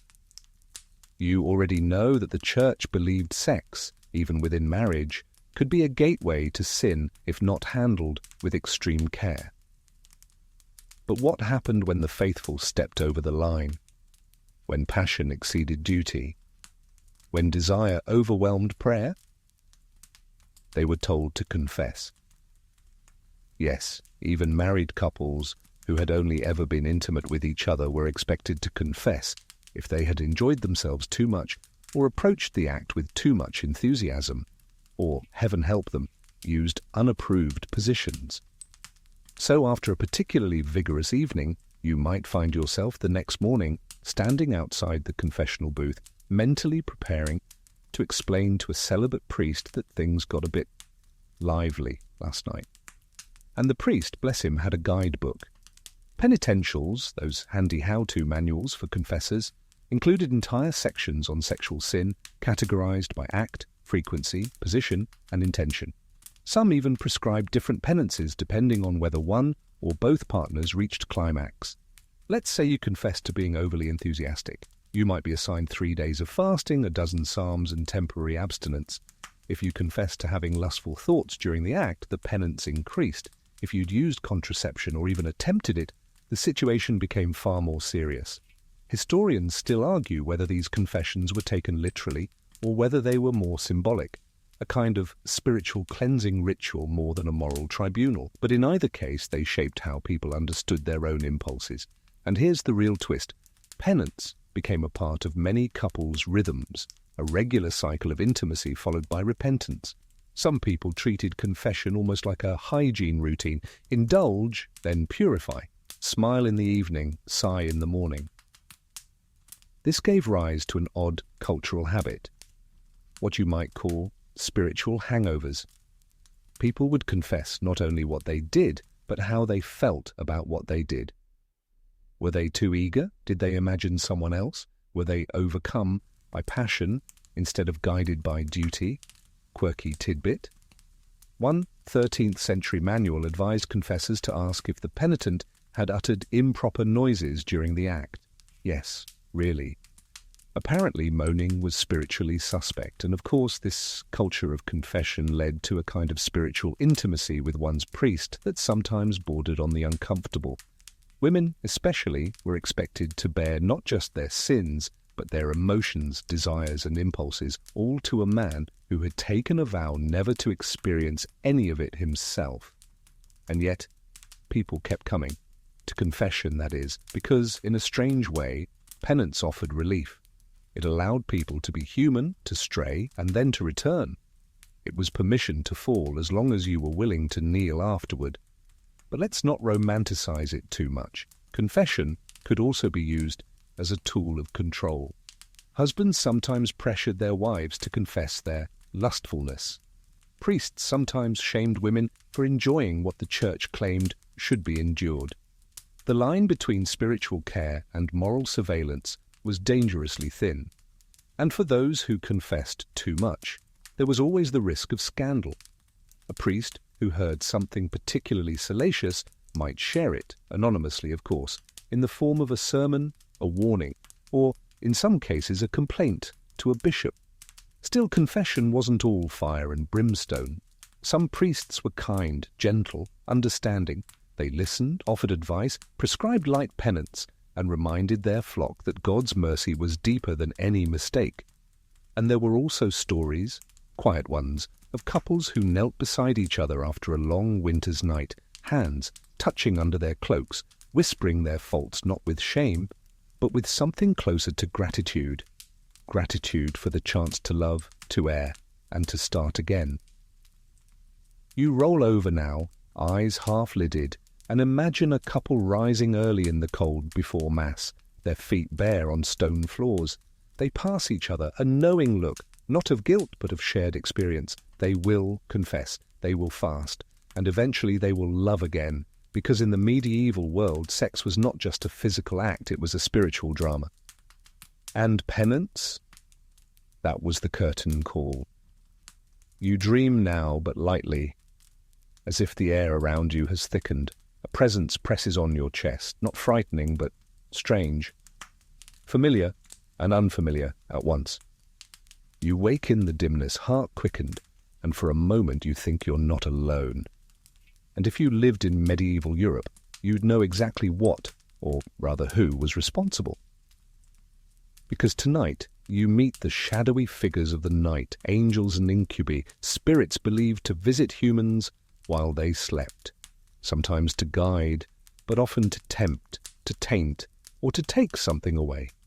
Let's start with the good ones. Medieval theology held that angels could visit sleepers. They whispered insights, protected the chaste, appeared in dreams to saints, mystics, and the especially devout. Saint Joseph, for example, famously received dream visions from angels instructing him to protect Mary and the infant Jesus. These visitations were seen as gifts, proof of purity. But those were rare. Most people weren't saints. Most people didn't get angelic bedtime guidance. What they got instead, at least according to theologians, were incubi and succubi. these were not metaphors. Medieval people, especially church authorities, believed these beings were real. An incubus was a male demon that lay upon sleeping women, seducing or assaulting them in the night. A succubus did the same to men. The line between dream and reality blurred, especially when dreams were vivid, sensual, or left physical evidence behind. And these weren't fringe beliefs. They were written into penitential guides, debated by theologians, and invoked in courtrooms. Historians still argue whether these ideas arose from early Christian interpretations or older pagan beliefs, but by the 13th century, demon visitations had become a serious concern. They were blamed for everything from involuntary arousal to unwanted pregnancies to chronic fatigue. Quirky side note, some texts claimed that demons collected human seed and used it to create monstrous offspring. This explained, conveniently, any child born with unusual features, a clubfoot, a wide brow, the result of a demon's nighttime work. And if you were especially unfortunate, you could be accused of welcoming such visits. This is where the line between victim and sinner became dangerously thin. A woman who confessed to frequent erotic dreams might be asked whether she had consented to the demon, whether, in some deep part of her heart, she had wanted it. A man who woke from an arousing dream might be told to confess his thoughts from the day before. Perhaps he had invited the succubus by dwelling on temptation. And these weren't just whispered fears in village huts. Learned scholars took them seriously. The Malleus Maleficarum, the infamous 15th century manual on identifying and prosecuting witches, included detailed descriptions of how incubi and succubi operated. It claimed they preferred to visit unmarried women, that they were attracted to certain temperaments, and that the devil used them to corrupt souls while bypassing human will. Theologians debated whether demons could create real pregnancies. Most said no, demons lacked creative power, but others suggested that demons acted as go-betweens, collecting seed from men and delivering it to women while disguised. It was biological fan fiction at its finest, imagined in candlelit scriptoria by men who had sworn never to participate in the act they wrote about so vigorously. But beyond theology, these beliefs served a purpose. They explained the unexplainable. A widow who missed her husband and dreamed of warmth beside her? An unmarried monk who woke with a shameful stain on his tunic? A woman with a child no one knew she carried? The incubus. The succubus. They offered a supernatural explanation when social or scientific ones fell short. They absorbed the blame when guilt was too heavy to bear. And this gave rise to rituals, ways to prevent visitations. Sleep with a cross under your pillow. Sprinkle holy water on your bedding. Recite a psalm before closing your eyes. In some cases, particularly devout people slept on hardboards or even chains, hoping that discomfort would ward off nocturnal temptation. Still, the dreams came, because what people were really battling wasn't a literal demon. It was the tension between desire and denial, the mind reaching for what the rules forbade, the heart wanting something the priest said must be feared, the body acting without permission. And in that conflict, the medieval imagination did what it often did, personified the problem, gave it wings, horns, a name. So now, as you lie in the quiet, you hear only the breeze rustling the shutters, no footsteps, no voices, just the awareness that for centuries people feared what the dark might bring and blamed their own bodies for answering the door. But you're safe. No one is watching. No spirits hover above your bed. Just your thoughts, warm under your blanket, drifting between what was taught and what was always, stubbornly, human. You wake in a simple cell of stone and straw, tucked into the quiet routine of a medieval monastery. Outside, bells are tolling matins just before dawn, but your mind is stuck on something else. You're not thinking about scripture or song. You're thinking about Brother Thomas, who smiled too long at you in the cloister yesterday. His vow said celibacy. His eyes said something far messier. Because tonight you find yourself behind monastery walls, peeking into the hidden lives of men who vowed abstinence, but didn't always keep their promises. Welcome to the conflicted chambers of the monks who couldn't abstain. The rule was clear, at least in theory. Monks were supposed to live in spiritual purity. That meant no marriage, no sex, and ideally, not even desire. They took vows of chastity, devoted themselves to God, and were expected to be models of restraint for the rest of society. And yet, reality rarely cooperated. From the early days of monasticism, stories abound of monks who struggled mightily with their vows. St. Jerome once wrote that even in the desert, with only bread and water and dust to distract him, the memory of dancing girls still haunted his thoughts. He wasn't alone. One 9th-century monk from northern France confessed in his writings that he would beat himself with nettles to chase away temptation. Others fasted, prayed, or hurled themselves into cold rivers. Anything to avoid the demon of the noonday sun, a euphemism for unwanted arousal that conveniently struck right around nap time. Historians still argue how common actual sexual activity was among monks. Some claim it was rare and overemphasized by critics. Others point to letters, confessions, and even ecclesiastical court records that suggest more than a few vows were quietly broken. And not just with women. Medieval monasteries, especially those housing young novices, became infamous in some periods for same-sex relationships. The Church, predictably, condemned these harshly. But the line between emotional intimacy and physical temptation was thin, especially in environments designed to suppress normal human connection. Quirky detail: some monastic rules explicitly warned against sharing beds, hugging too long, or engaging in unnecessary touch. One abbot even advised monks not to make eye contact for too long, lest a spirit of affection arise, which sounds less like spiritual guidance and more like a deeply awkward summer camp. And then there were the stories of outright scandal. Take the 12th century abbey of St. Augustine in Canterbury. A monk there was caught sneaking into the women's quarters of a nearby priory on multiple occasions. Or the notorious case of a French bishop who maintained a mistress and several children while simultaneously writing treatises on clerical purity. But these weren't just isolated cases. Entire monastic reform movements sprang up in response to widespread laxity, a polite word for, well, bad behavior. The Cluniacs, the Cistercians, the Benedictines all tried to rein in their members, enforce stricter codes, and root out desire with the fervor of a gardener pulling weeds. And still the gardens bloomed. Some monks got creative.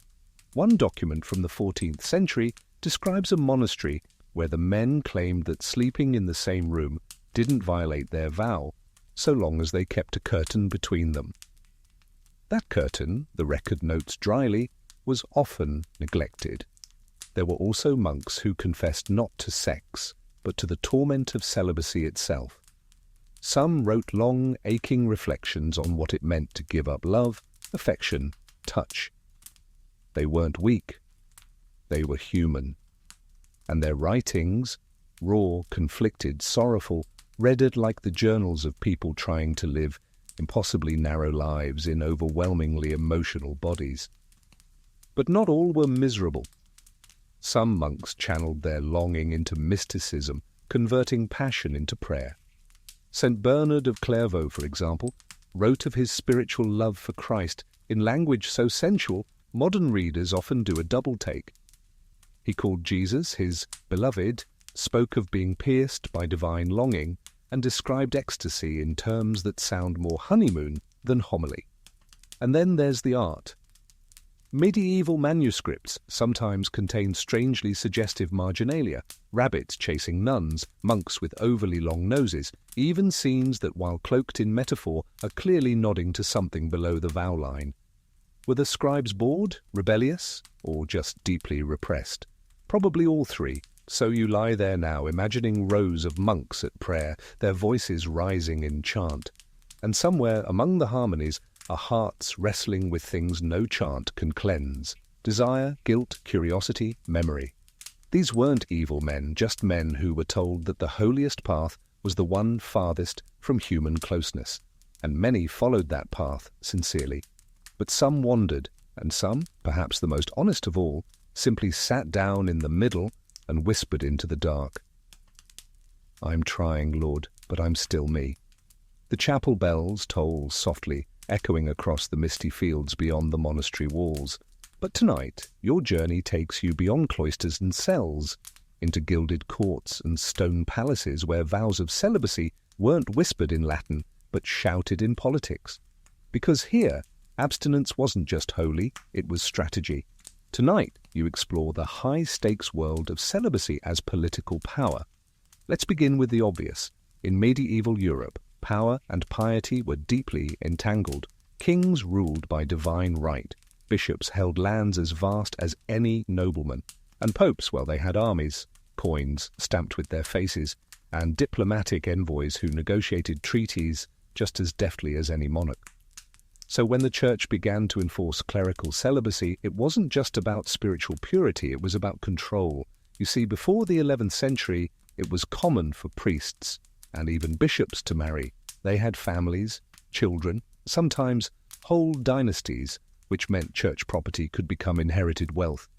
A cathedral's lands might pass from father to son, just like a noble estate.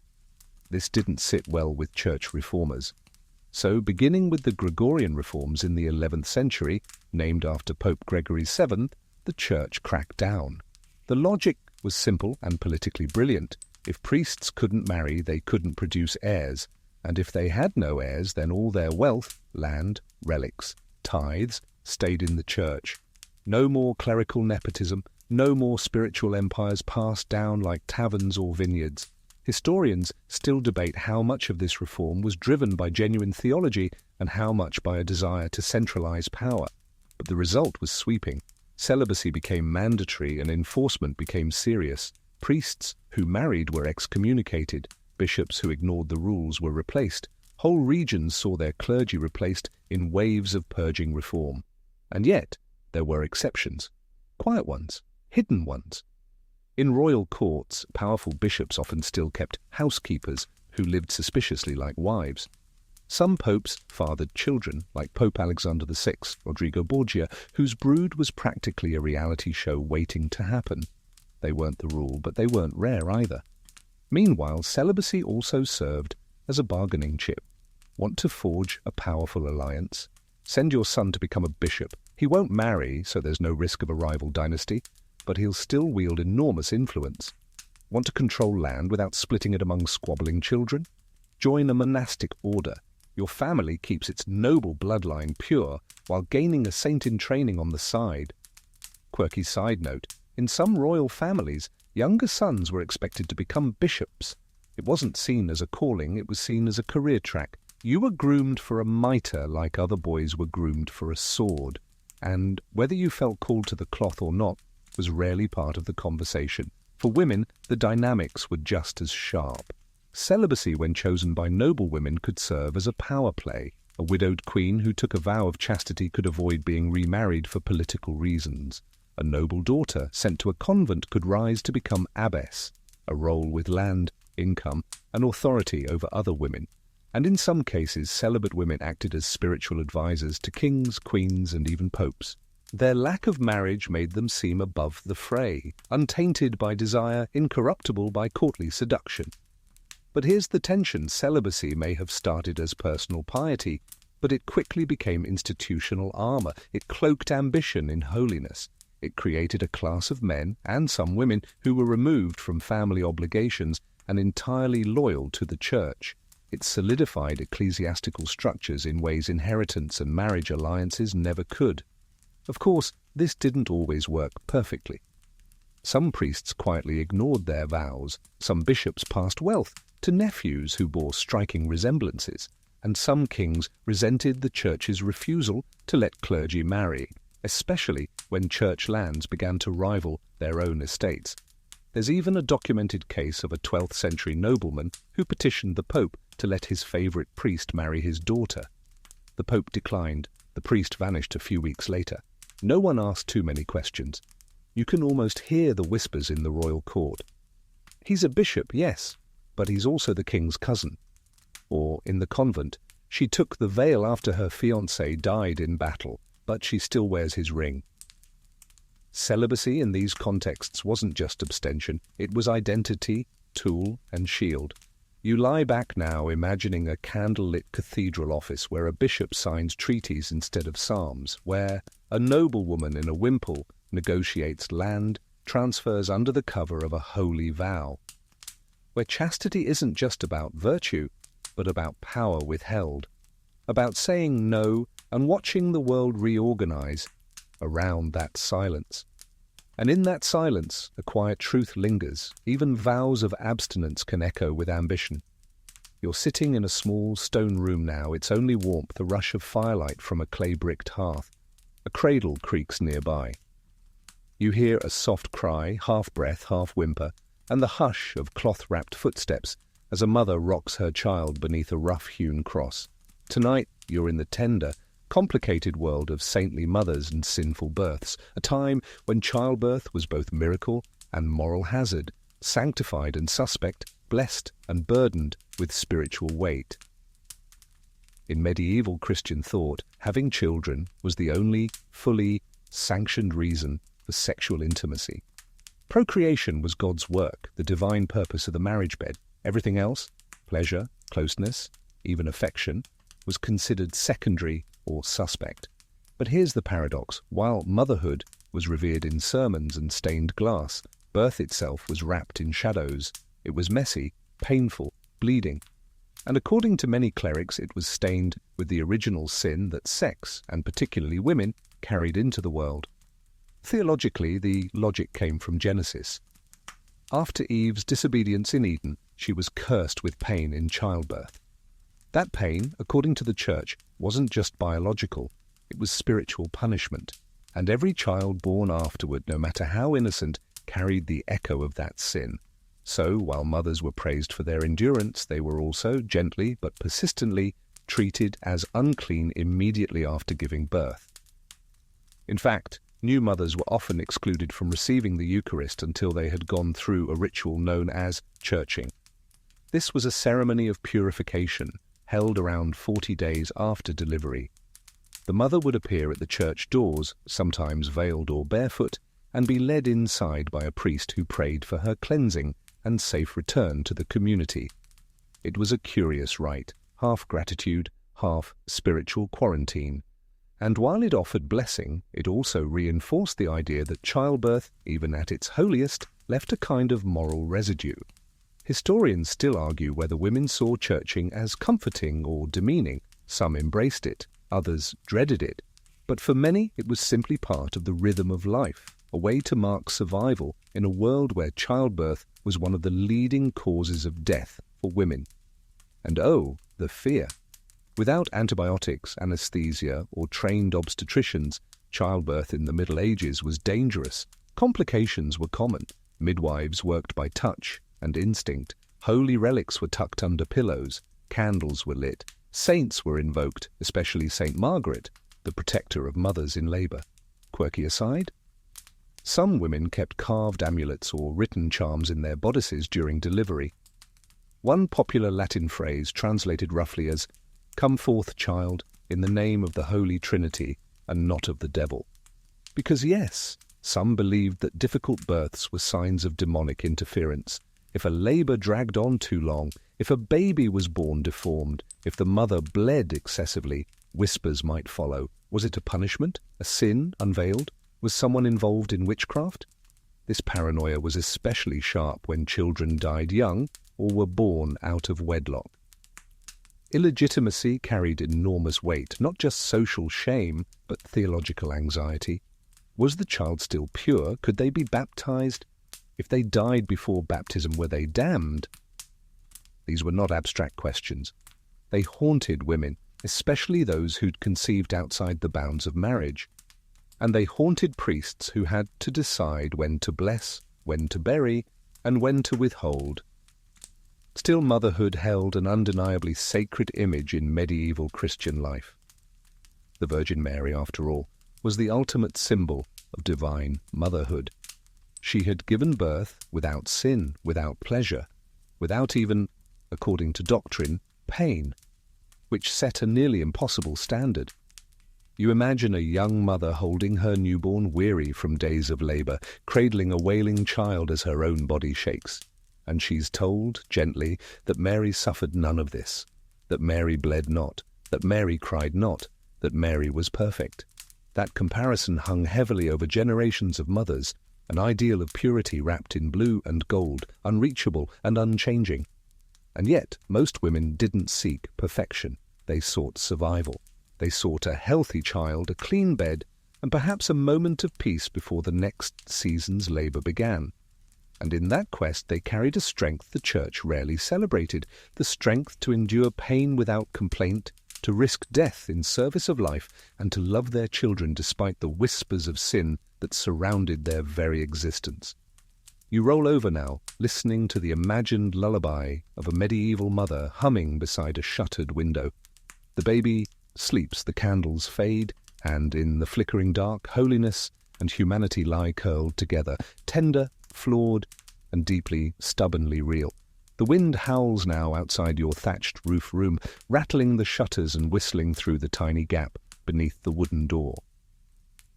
You pull your blanket tighter, but the air tonight feels tense, as if something is being whispered just out of hearing, in a language older than Latin. Not prayers, not blessings, but suspicion. Tonight you walk the precarious edge of orthodoxy into the darkened realm of heresy and forbidden flesh, where sex wasn't just frowned upon, it was revolutionary, defiant, and sometimes punished by fire. You've heard the church say for centuries that sex, outside of procreation and marriage, was a sin. But some groups didn't just disagree, they saw all sex as a sin, even the married kind. To them, the body itself was corrupt, and desire, any desire, was a sign of evil. Welcome to the beliefs of the Cathars, the Bogomils, and other fringe movements that rejected the flesh not out of prudishness, but out of cosmic rebellion. Let's start with the Cathars, perhaps the most infamous heretical group of the Middle Ages. Flourishing in southern France during the 12th and 13th centuries, they held a dualist worldview that the physical world was created by a lesser, evil god, and that only the spiritual realm was pure. Under this theology, the human body, its needs, its cravings, its very existence, was a trap, and sexual reproduction, that was the ultimate snare. To bring another soul into a corrupt material body was an offense against divine order. So the holiest Cathars, the perfecti, practiced total abstinence, no sex, no meat, no physical indulgence, just prayer, teaching, and the long, slow emptying of the self. Historians still argue how many Cathars actually lived like this. Many followers married, raised families, and simply admired the perfecti without imitating them. But the idea that sex was more than just risky, that it was evil by design, was a bold, radical departure from Catholic doctrine. The Catholic Church, understandably, did not appreciate the Cathars. Pope Innocent III launched a crusade against them, the Albigensian Crusade, that resulted in decades of brutal repression, massacres, and public burnings.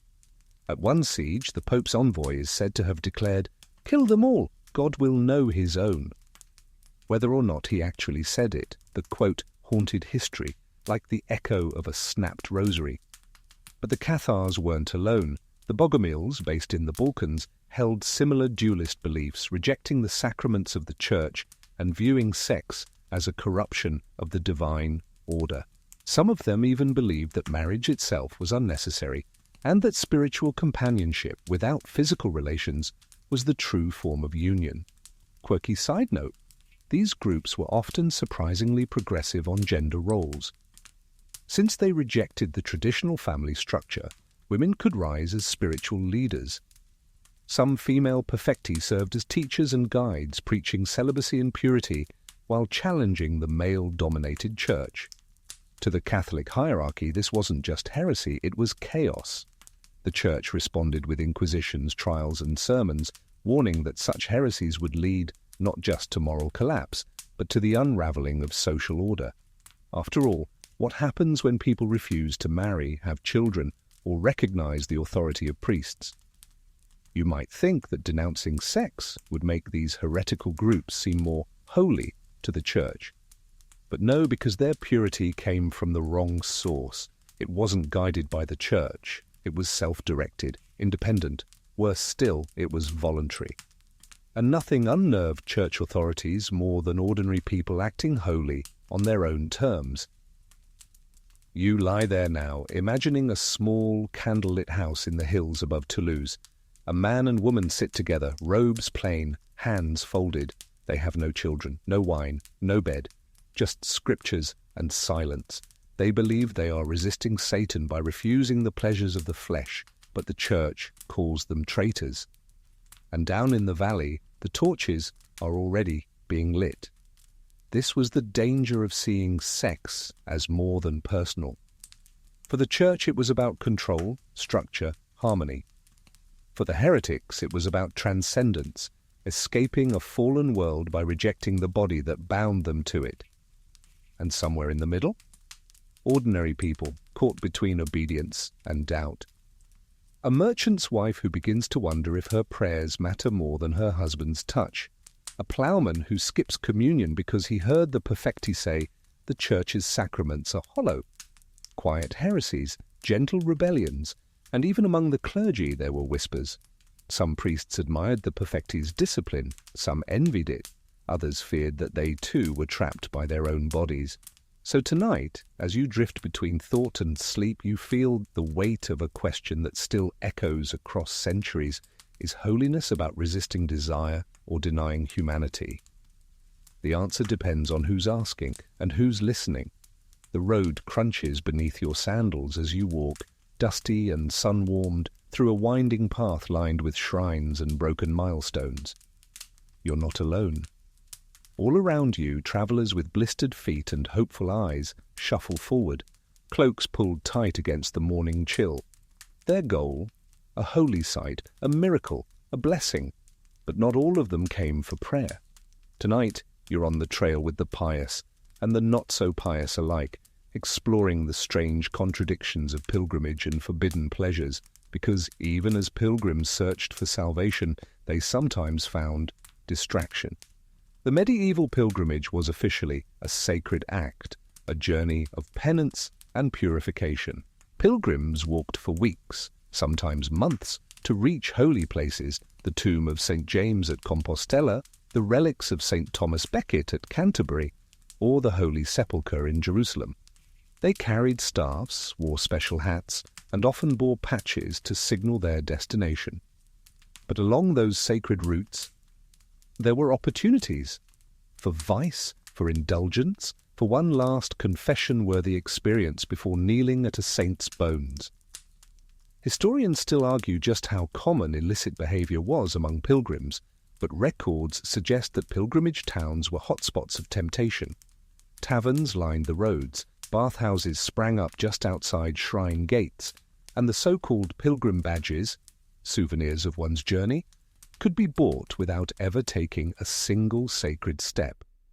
One English chronicler in the 14th century grumbled that some women claimed to be on pilgrimage, but did more wandering in taverns than at the feet of saints. It wasn't being poetic. The church actually issued sermons warning people not to use the road to Rome as an excuse for adultery, theft, or festive excess. Because here's the thing, pilgrims often travelled in groups, sometimes loosely organised, sometimes chaotic. Married people journeyed without their spouses. Young women joined parties of strangers. Nights were long, ale was strong, and temptation was rarely far away. Some towns even became known for pilgrimage prostitution. Enterprising locals realized that where sinners gathered to repent, indulgence wasn't far behind. Repent now, sin later, or perhaps the other way around. Inns and brothels sprouted along routes like medieval Starbucks, always ready to offer something warm for the weary. Quirky side note? In some regions, local priests refused to hear confessions from pilgrims unless they were already halfway to their destination. Why? Because many pilgrims confessed just to start the journey and then went wild before ever reaching the relics. A spiritual pregame, if you will. And yet, even amidst the distractions, there were genuine moments of reverence. Pilgrims walked barefoot for miles. They slept on the ground.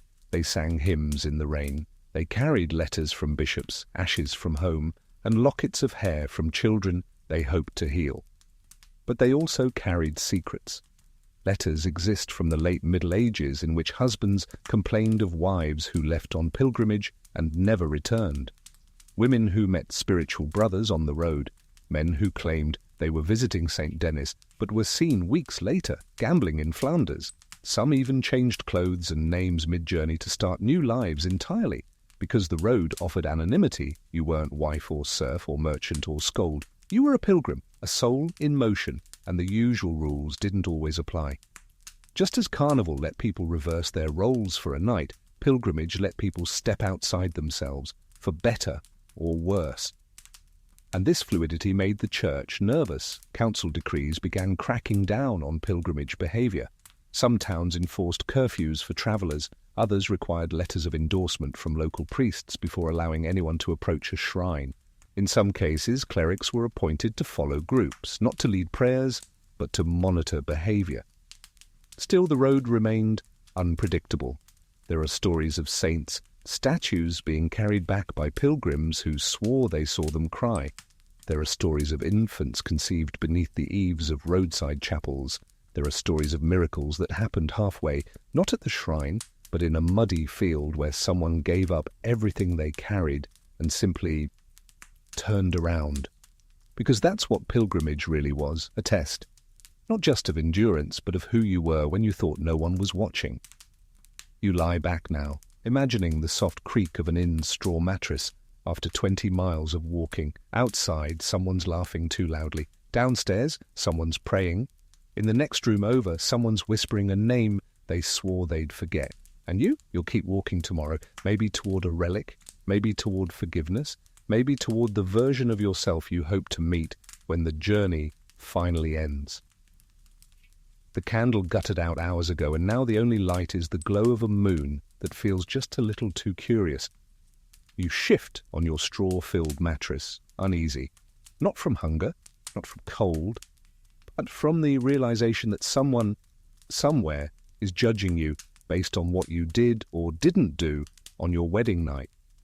Tonight, you find yourself in the uncomfortable world of the virginity industry, where honor wasn't just a moral trait, but something that could be proved, displayed, and disputed. Sometimes with a piece of cloth. Yes, a cloth. In much of medieval Europe, a bride's virginity was expected, demanded, and in some places certified. On the wedding night, a white sheet was laid out, pure as a theological metaphor, and the morning after it was inspected for blood. If there was none, whispers began. If there was, it might be paraded outside, held aloft like a war banner, proof of purity and family pride. In parts of France, Spain, and Italy, these so-called proof cloths were even shown to guests at post-wedding feasts. The term for it? La preuve, the proof. And it wasn't always private. Historians still argue how widespread this practice actually was. In some communities it was symbolic. In others it became a terrifying rite of passage for young women who, through no fault of their own, might not bleed, or who had the misfortune of marrying into a particularly theatrical family. And if the cloth wasn't stained, well, that's where things got ugly.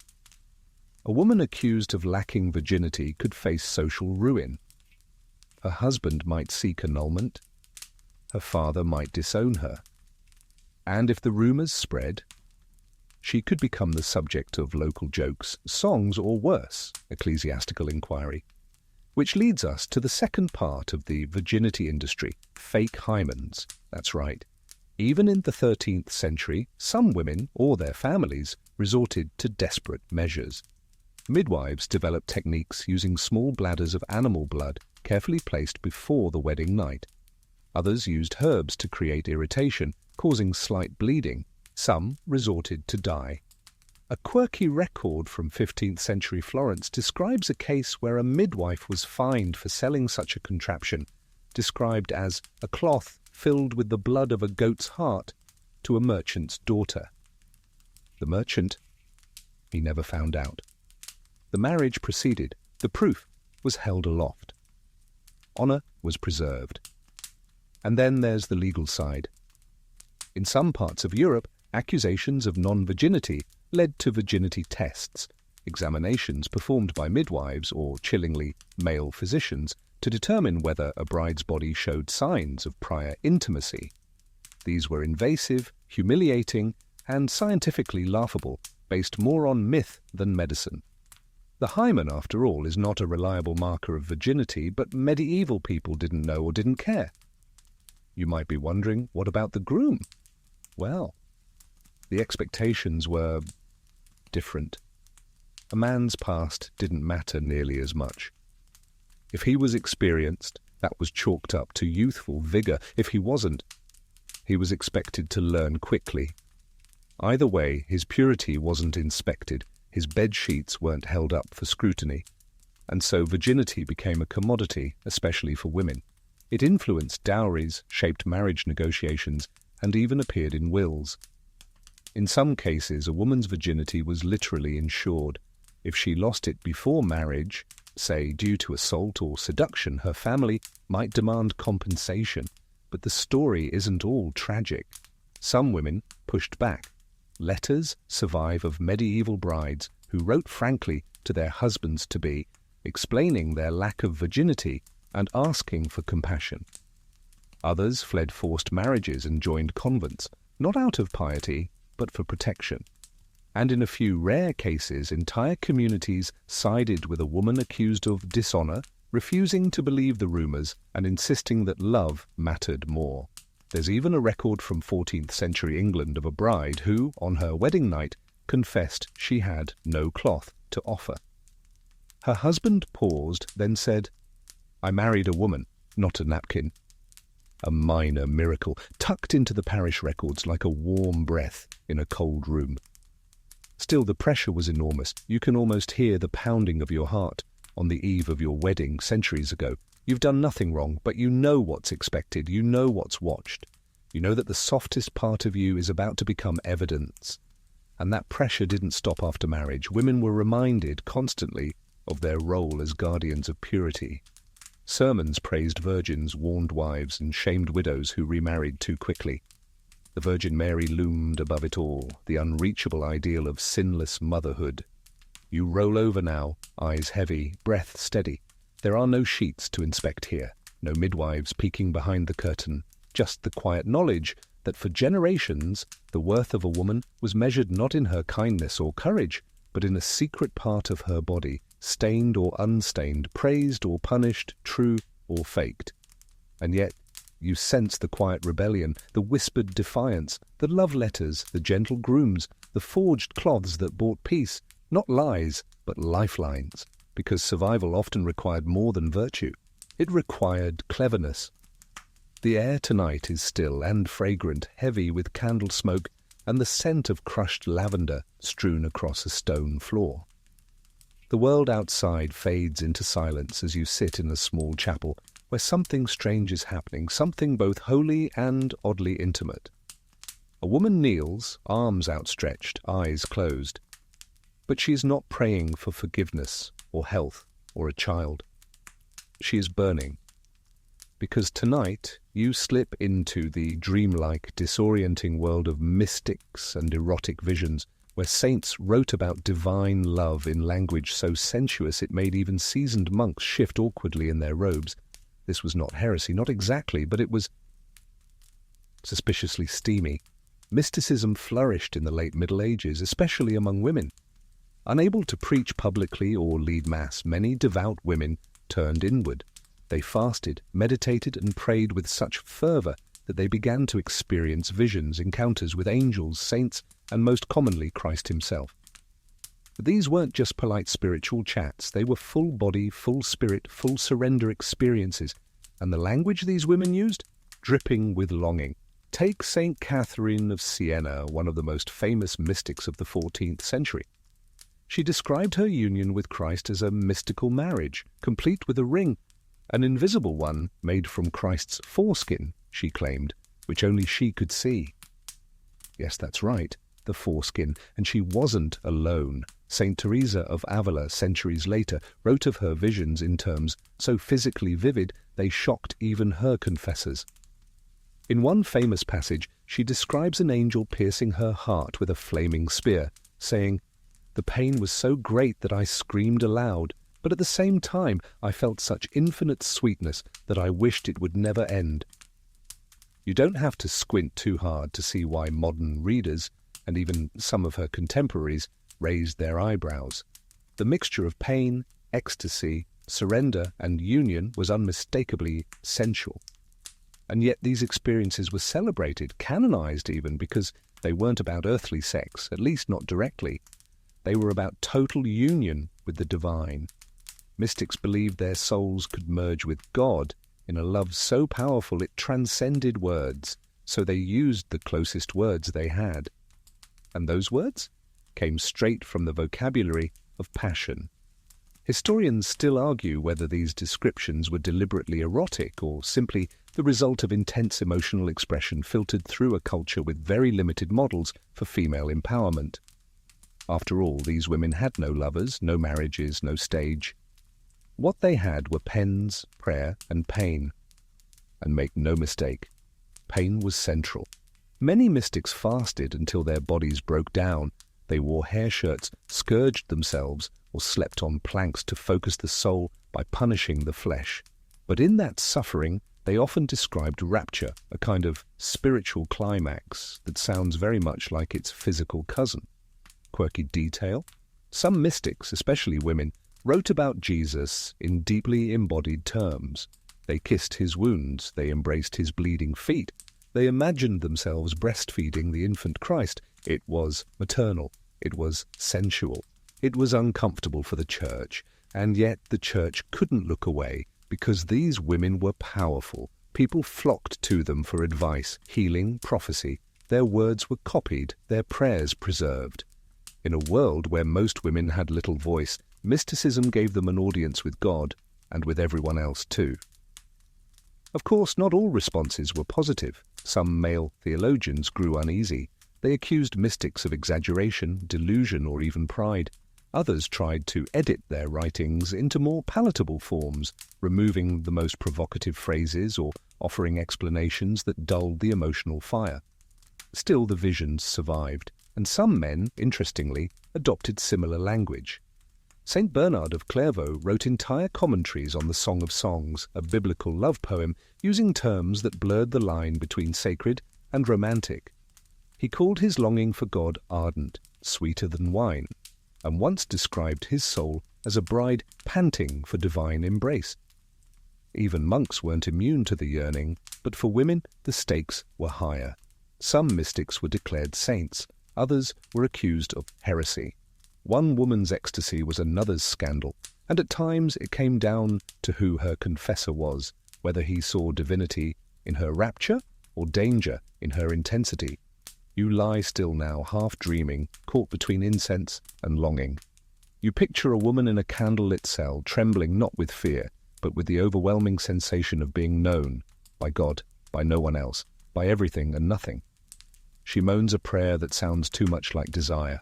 She smiles through tears. She writes it down. Because that's what she's supposed to do, not to tempt, not to boast, but to witness, to tell the world that love, when aimed heavenward, could shake the very core of her body. And somewhere, a scribe copies her words, hesitates, then lets them remain. Because even if no one fully understands it, they know what they've just read is holy. And something else too. You've left the stone walls of the convent behind now. You're no longer among monks or mystics, but strolling a busy medieval market square, where bells clang, vendors shout, and something earthy and herbal hangs in the air. You pass barrels of salted fish, a barrel organ playing a wheezy tune, and then you stop, because here, nestled between the garlic and goose feathers, is a stall of small, wax-papered bundles. Welcome to the Apothecary's Corner. Tonight you enter the odd and bubbling world of love potions and lust cures, where science and superstition mix with mortar and pestle, and the church tries very hard to pretend it doesn't notice. You see, in medieval Europe, sex was dangerous. but also unavoidable.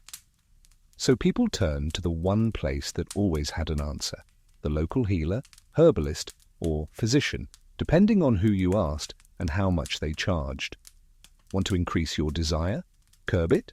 Ensure conception? Avoid it? There was a substance for that. Let's begin with the aphrodisiacs. Love potions, often made from herbs, spices, or more questionable ingredients, were in high demand. Recipes varied wildly, but some common components included nutmeg, believed to warm the body and stir the blood; ginger, used to awaken the humours; mandrake root, shaped like a little human, rumoured to scream when pulled from the ground and known to spark fertility and libido; cantharides, or Spanish fly, a blister beetle so dangerous it often caused severe inflammation, or worse. But people took it anyway, because desperation. Historians still argue whether these substances worked physiologically or simply gave users the confidence to act on existing feelings. But either way, they were popular and mostly illegal, especially if the intent was seduction, manipulation, or avoiding a proper marriage. Which brings us to the lust cures. While some wanted more heat in the sheets, others wanted less, particularly monks, widows, and guilt-ridden husbands who feared they were enjoying marital intimacy a bit too much. For them, the goal was cooling the blood, calming the spirit, and suppressing those troublesome urges. Enter the anti-aphrodisiacs, including lettuce, considered cooling and libido dampening; willow bark, thought to soothe not just headaches, but heady impulses; water lilies, associated with chastity and planted in monastic gardens for their symbolic and literal calming properties. Some took cold baths, others fasted. Some even applied herbal poultices directly where the problem resided. Yes, there too. And then there were the truly strange prescriptions. Quirky side note? One 13th century remedy suggested that if a man was too lustful, he should rub a paste made of crushed snails and vinegar onto his thighs. No word on the scent, but it probably didn't encourage repeat offences. Meanwhile, women seeking to delay or avoid conception, a topic the Church condemned but never quite stamped out, turned to more discreet cures. Popular folk contraceptives included pennyroyal, an herb that could induce menstruation but in high doses was toxic; Queen Anne's lace seeds, chewed after intercourse as a supposed blocker of pregnancy; sponge soaked in vinegar, inserted before sex to act as a barrier. Crude, but recorded. None of these methods were officially approved, of course. The Church insisted that any attempt to block conception was sinful, regardless of how ineffective or improvised, and yet people kept using them. Why? Because life was complicated. A poor woman with 6 children might not want a 7th. A merchant's wife might fear dying in childbirth. A teenage couple in the woods outside of town might simply be impulsive, curious, and unwilling to wait for a marriage contract. And so, apothecaries operated in a grey area, sometimes licensed, sometimes outlawed, always watched. You imagine now a hunched old woman in a scarlet shawl, grinding herbs while muttering under her breath. She tells the nervous young woman before her, "Boil this root, drink it before bed, but never more than 3 nights, or your womb might sour." And then she adds a wink, because she's done this 100 times, probably more. Some church officials condemned these healers as witches.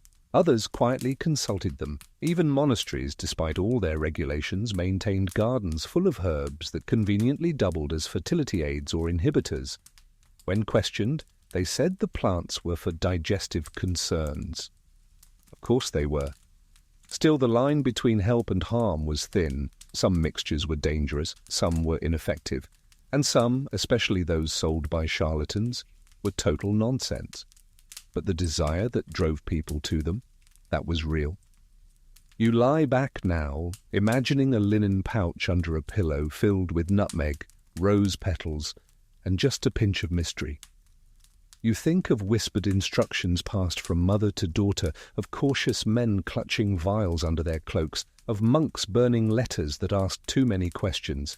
Because for all its rules, theology, and rituals, medieval society still did what it always does: find ways to manage the unmanageable, to spark desire or snuff it out, to control what was wild through roots and powders, petals and prayers, and maybe, just maybe, to make peace with the part of the soul that never quite listened to doctrine.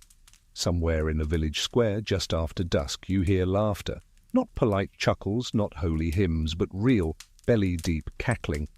Women gather in a circle, sleeves rolled up, faces flushed from cider, and the last rays of sun. Children peek from behind fences, men pretend not to watch. Tonight you find yourself at the edge of one of medieval Europe's most curious social stages, the charivari, a noisy, chaotic, sometimes humiliating ritual used to shame those who broke sexual and marital norms, and trust me, it was loud. The word charivari comes from French, but nearly every culture had its version: skimmington rides, rough music, cat weddings, even chivalry in later colonial America. At its core, a performance of public ridicule, where townsfolk used pots, pans, drums and screams to create a racket meant to shame someone who had done something socially unacceptable. What kind of things? Well, imagine a man marrying a much younger woman, or a widow remarrying too soon, or a couple known for constant fighting, or the wrong partner being too dominant in the marriage, as these were offences not against law, but against expectation. So the community responded like a medieval neighbourhood watch, with cowbells. Historians still argue whether charivaris were a form of folk justice, or just bullying dressed in tradition. But either way, they were powerful. They disrupted sleep, humiliated families, and sometimes escalated into violence.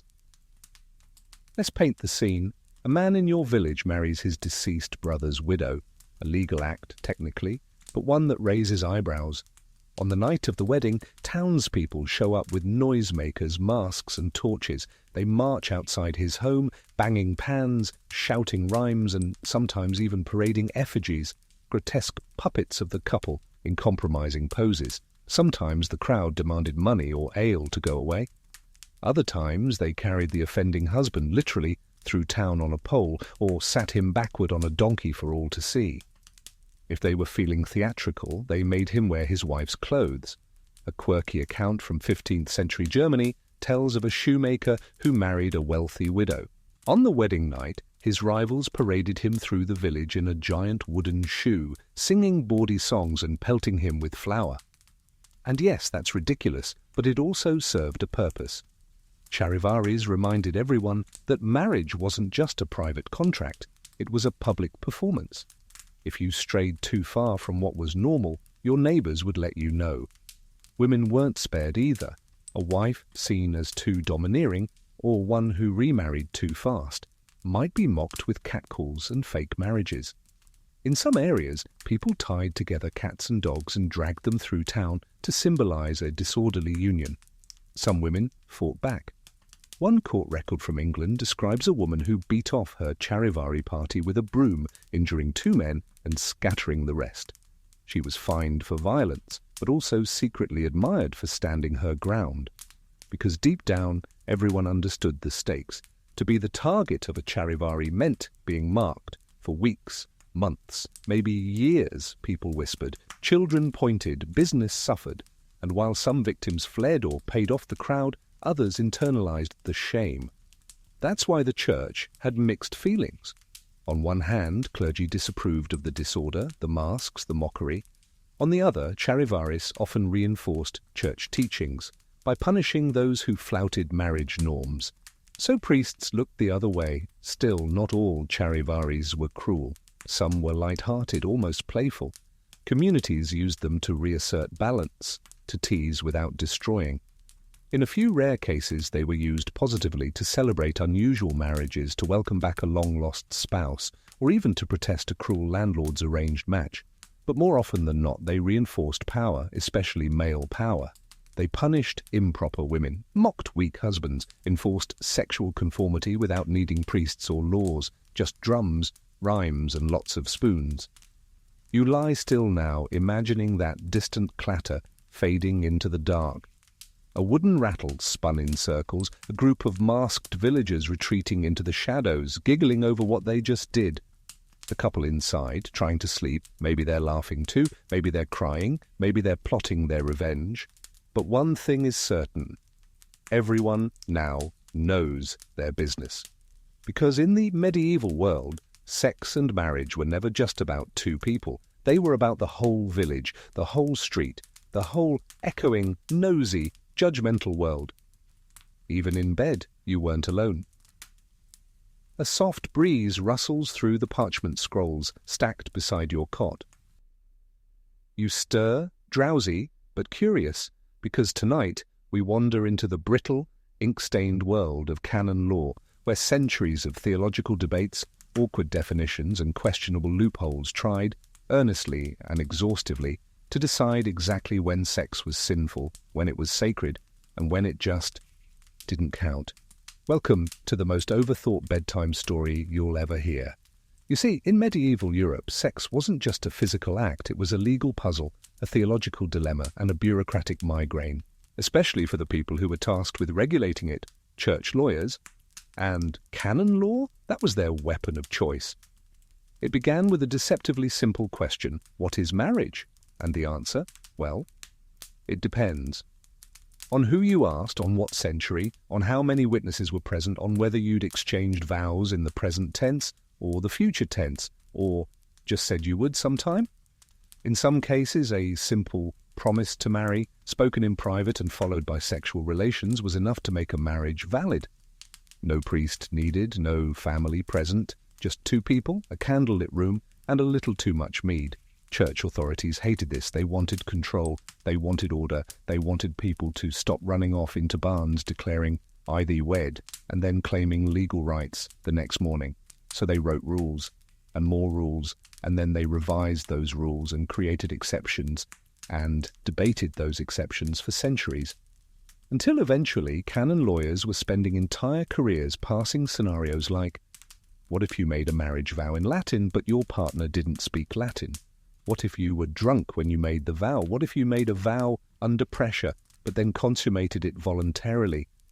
Historians still argue whether medieval people took these rules seriously or simply worked around them like we do, with overly long terms of service agreements. And then came the real headache: consent. Canon law insisted that mutual consent was the foundation of a true marriage, not parental permission, not priestly blessing, not a dowry, just consent, which on paper sounds progressive, but in practice it led to chaos. Lovers could elope and claim they were legally wed, parents could scream, priests could fume, and bishops had to adjudicate cases like the one from 1322, where a woman claimed a man had proposed while half asleep, and therefore owed her a dowry. Then there was the famous case of marriage by hand-holding.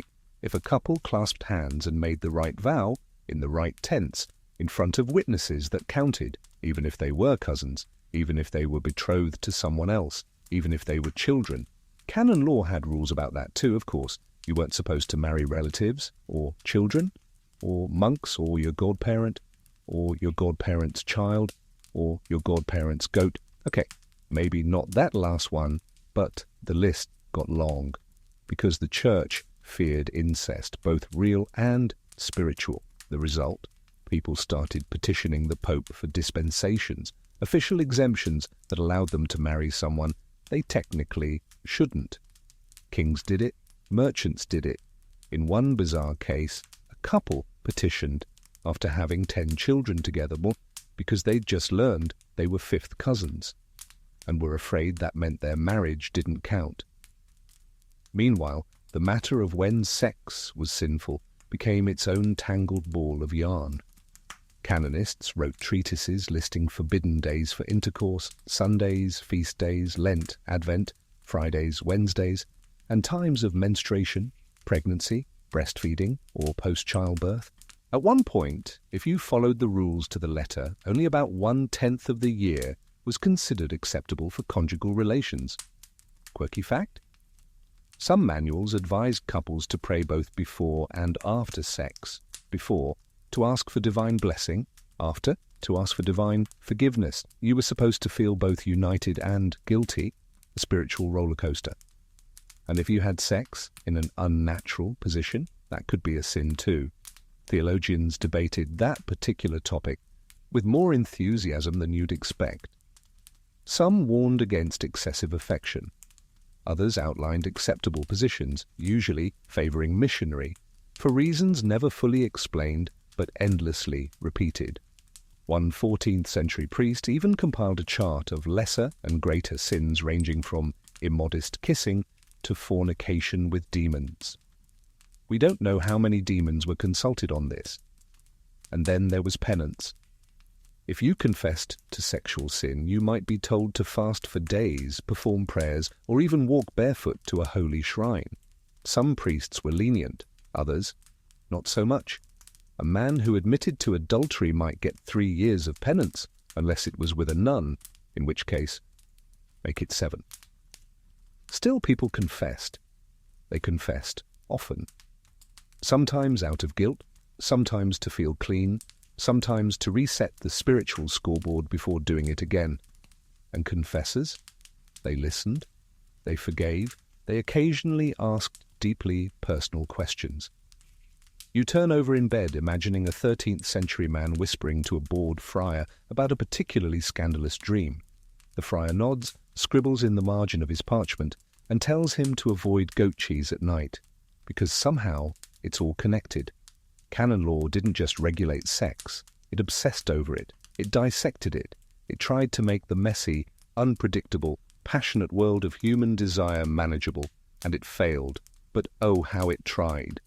So now, as your eyelids flutter, you drift through a dream where every embrace comes with a footnote, where every vow has a loophole, where every sin has a counterweight, and where somewhere a dusty scribe sighs over yet another case involving a chicken coop, 2 cousins, and an unfortunate misunderstanding.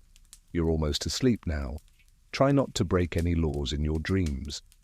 You wake in a wooden bed, narrow, creaky, and smelling faintly of straw. A single candle flickers beside you. You're in a 15th century guest house, somewhere between Florence and Avignon, and through the paper-thin wall you can hear it, the rhythmic creak of another bed, and muffled voices, whispers, laughter, maybe even prayers. Tonight, you're eavesdropping on a centuries-old ritual that's equal parts awkward and holy, the church-sanctioned blessing of the marital bed. Yes, you heard that right. In certain Christian traditions, especially in medieval France and parts of Germany, the local priest didn't just bless the couple at the altar, he followed them home, and then he blessed the bed. Out loud, with words, while everyone watched. This moment, what modern eyes might call deeply uncomfortable, was meant to consecrate the act of consummation. Because in the medieval imagination, marriage wasn't really sealed with vows or rings or kisses. It was sealed with sex. And if sex could be sinful, even in marriage, it had to be preemptively purified.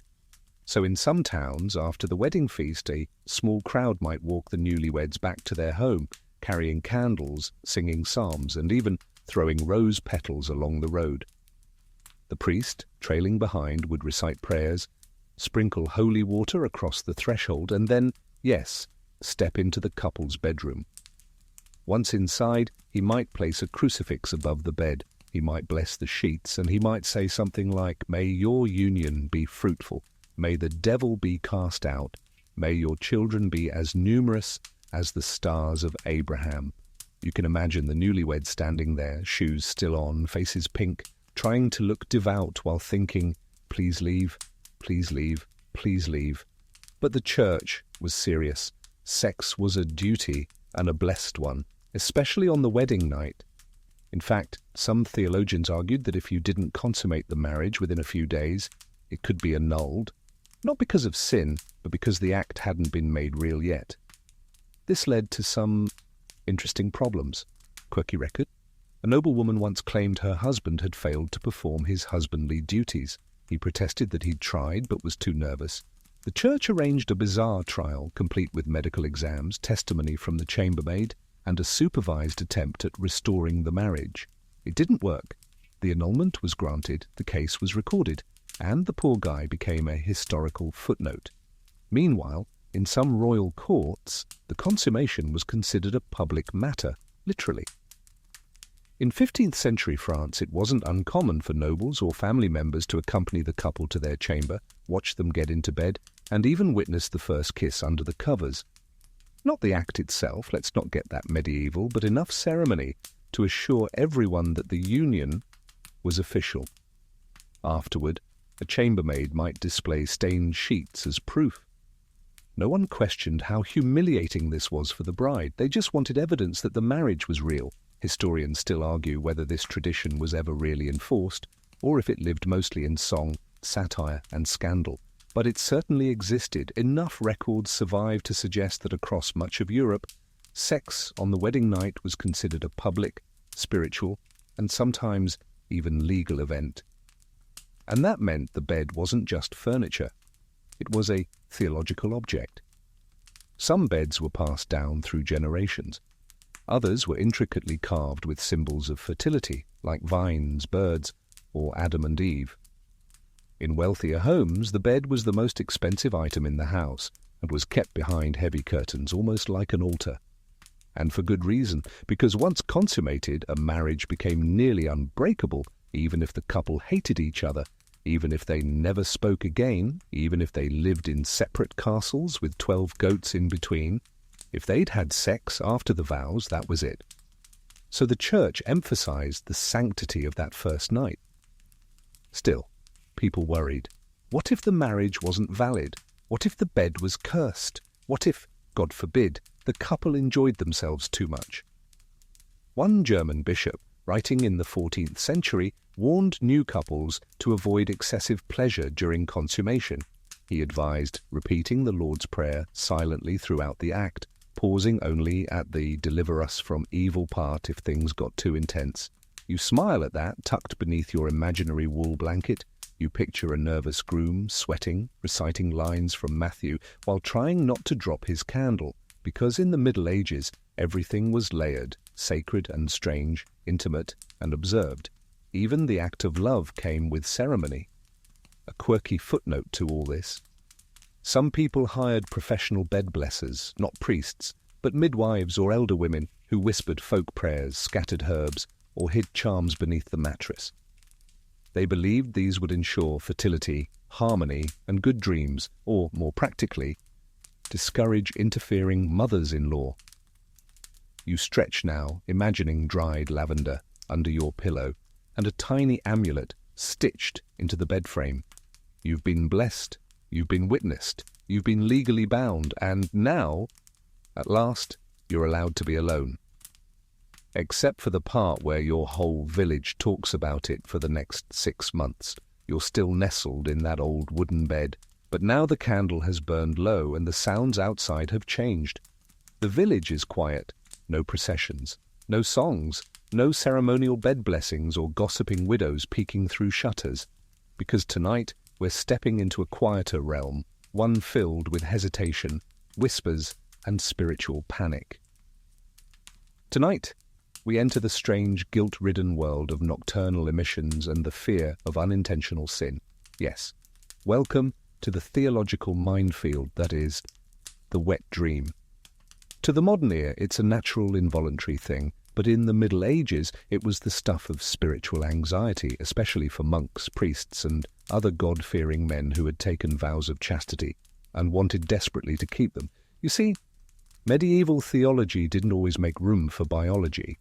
And so when a celibate man woke up and found signs that something had occurred in his sleep, he panicked.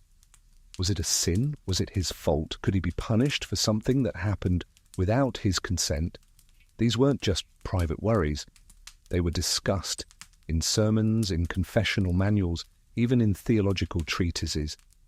Entire sections of church doctrine were devoted to the question of whether a nocturnal emission counted as mortal sin, and as usual the answer was, it depends.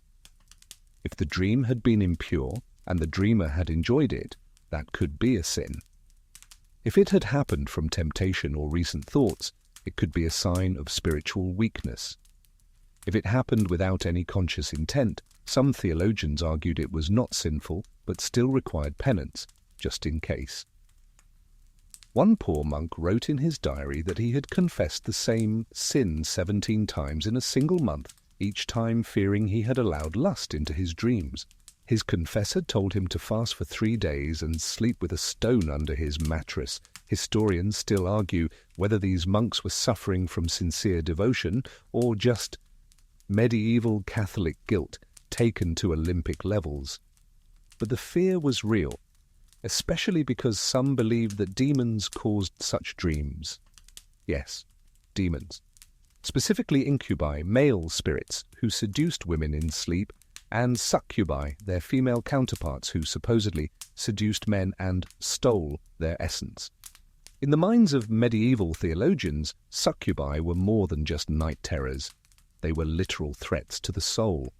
Some even believed that succubi could gather seed during dreams and use it for dark purposes, like creating half-human offspring with the help of incubi. You may laugh now, but imagine being a lonely monk in a cold stone cell, waking up in the dark, breathless, and wondering if a demon had visited. It was terrifying, it was embarrassing, and above all, it had to be confessed. That's why confession manuals from the 13th and 14th centuries included specific questions about dreams. Did you think impure thoughts before bed? Did you linger in pleasure when you awoke? Did you thank God for testing you? Or did you enjoy the memory? A wrong answer could mean extra penance. And don't think this was just a problem for monks.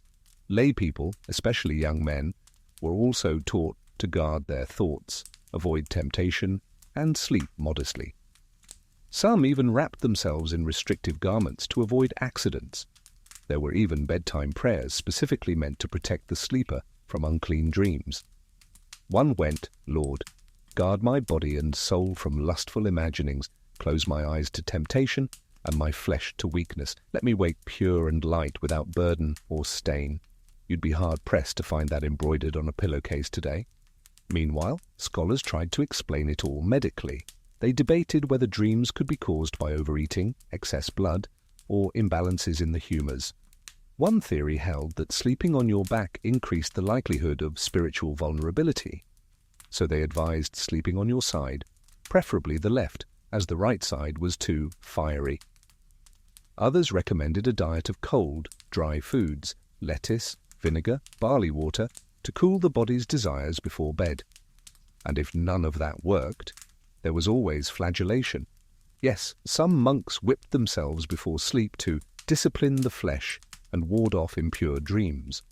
Others simply stayed awake, praying through the night, eyes stinging and heart pounding, determined not to fall into the sin of unconscious desire. You sigh now, imagining a poor novice 20 years old, wrapping his legs in scratchy wool, muttering psalms and staring at the ceiling beams, terrified of his own dreams. And what about women? They too were warned against impure thoughts, though church teaching often assumed women were less susceptible to such temptations. Still, manuals for nuns emphasized modesty in sleep, daily confession, and the guarding of the imagination, lest they fall prey to thoughts deemed inappropriate for their cloistered state. But, quirky tidbit, some mystics embraced their dreams, interpreting erotic imagery as spiritual metaphor. One 14th century nun described a vision where Christ kissed her on the mouth and whispered secrets into her soul. Her confessor published it as a devotional guide. It was reprinted 20 times. So yes, while most feared the slippery slope between dream and sin, others saw dreams as windows into the soul, into the divine, even into desire transfigured into holiness. You close your eyes now, floating between waking and sleep, and wonder, what would they make of your dreams? Would they scold you?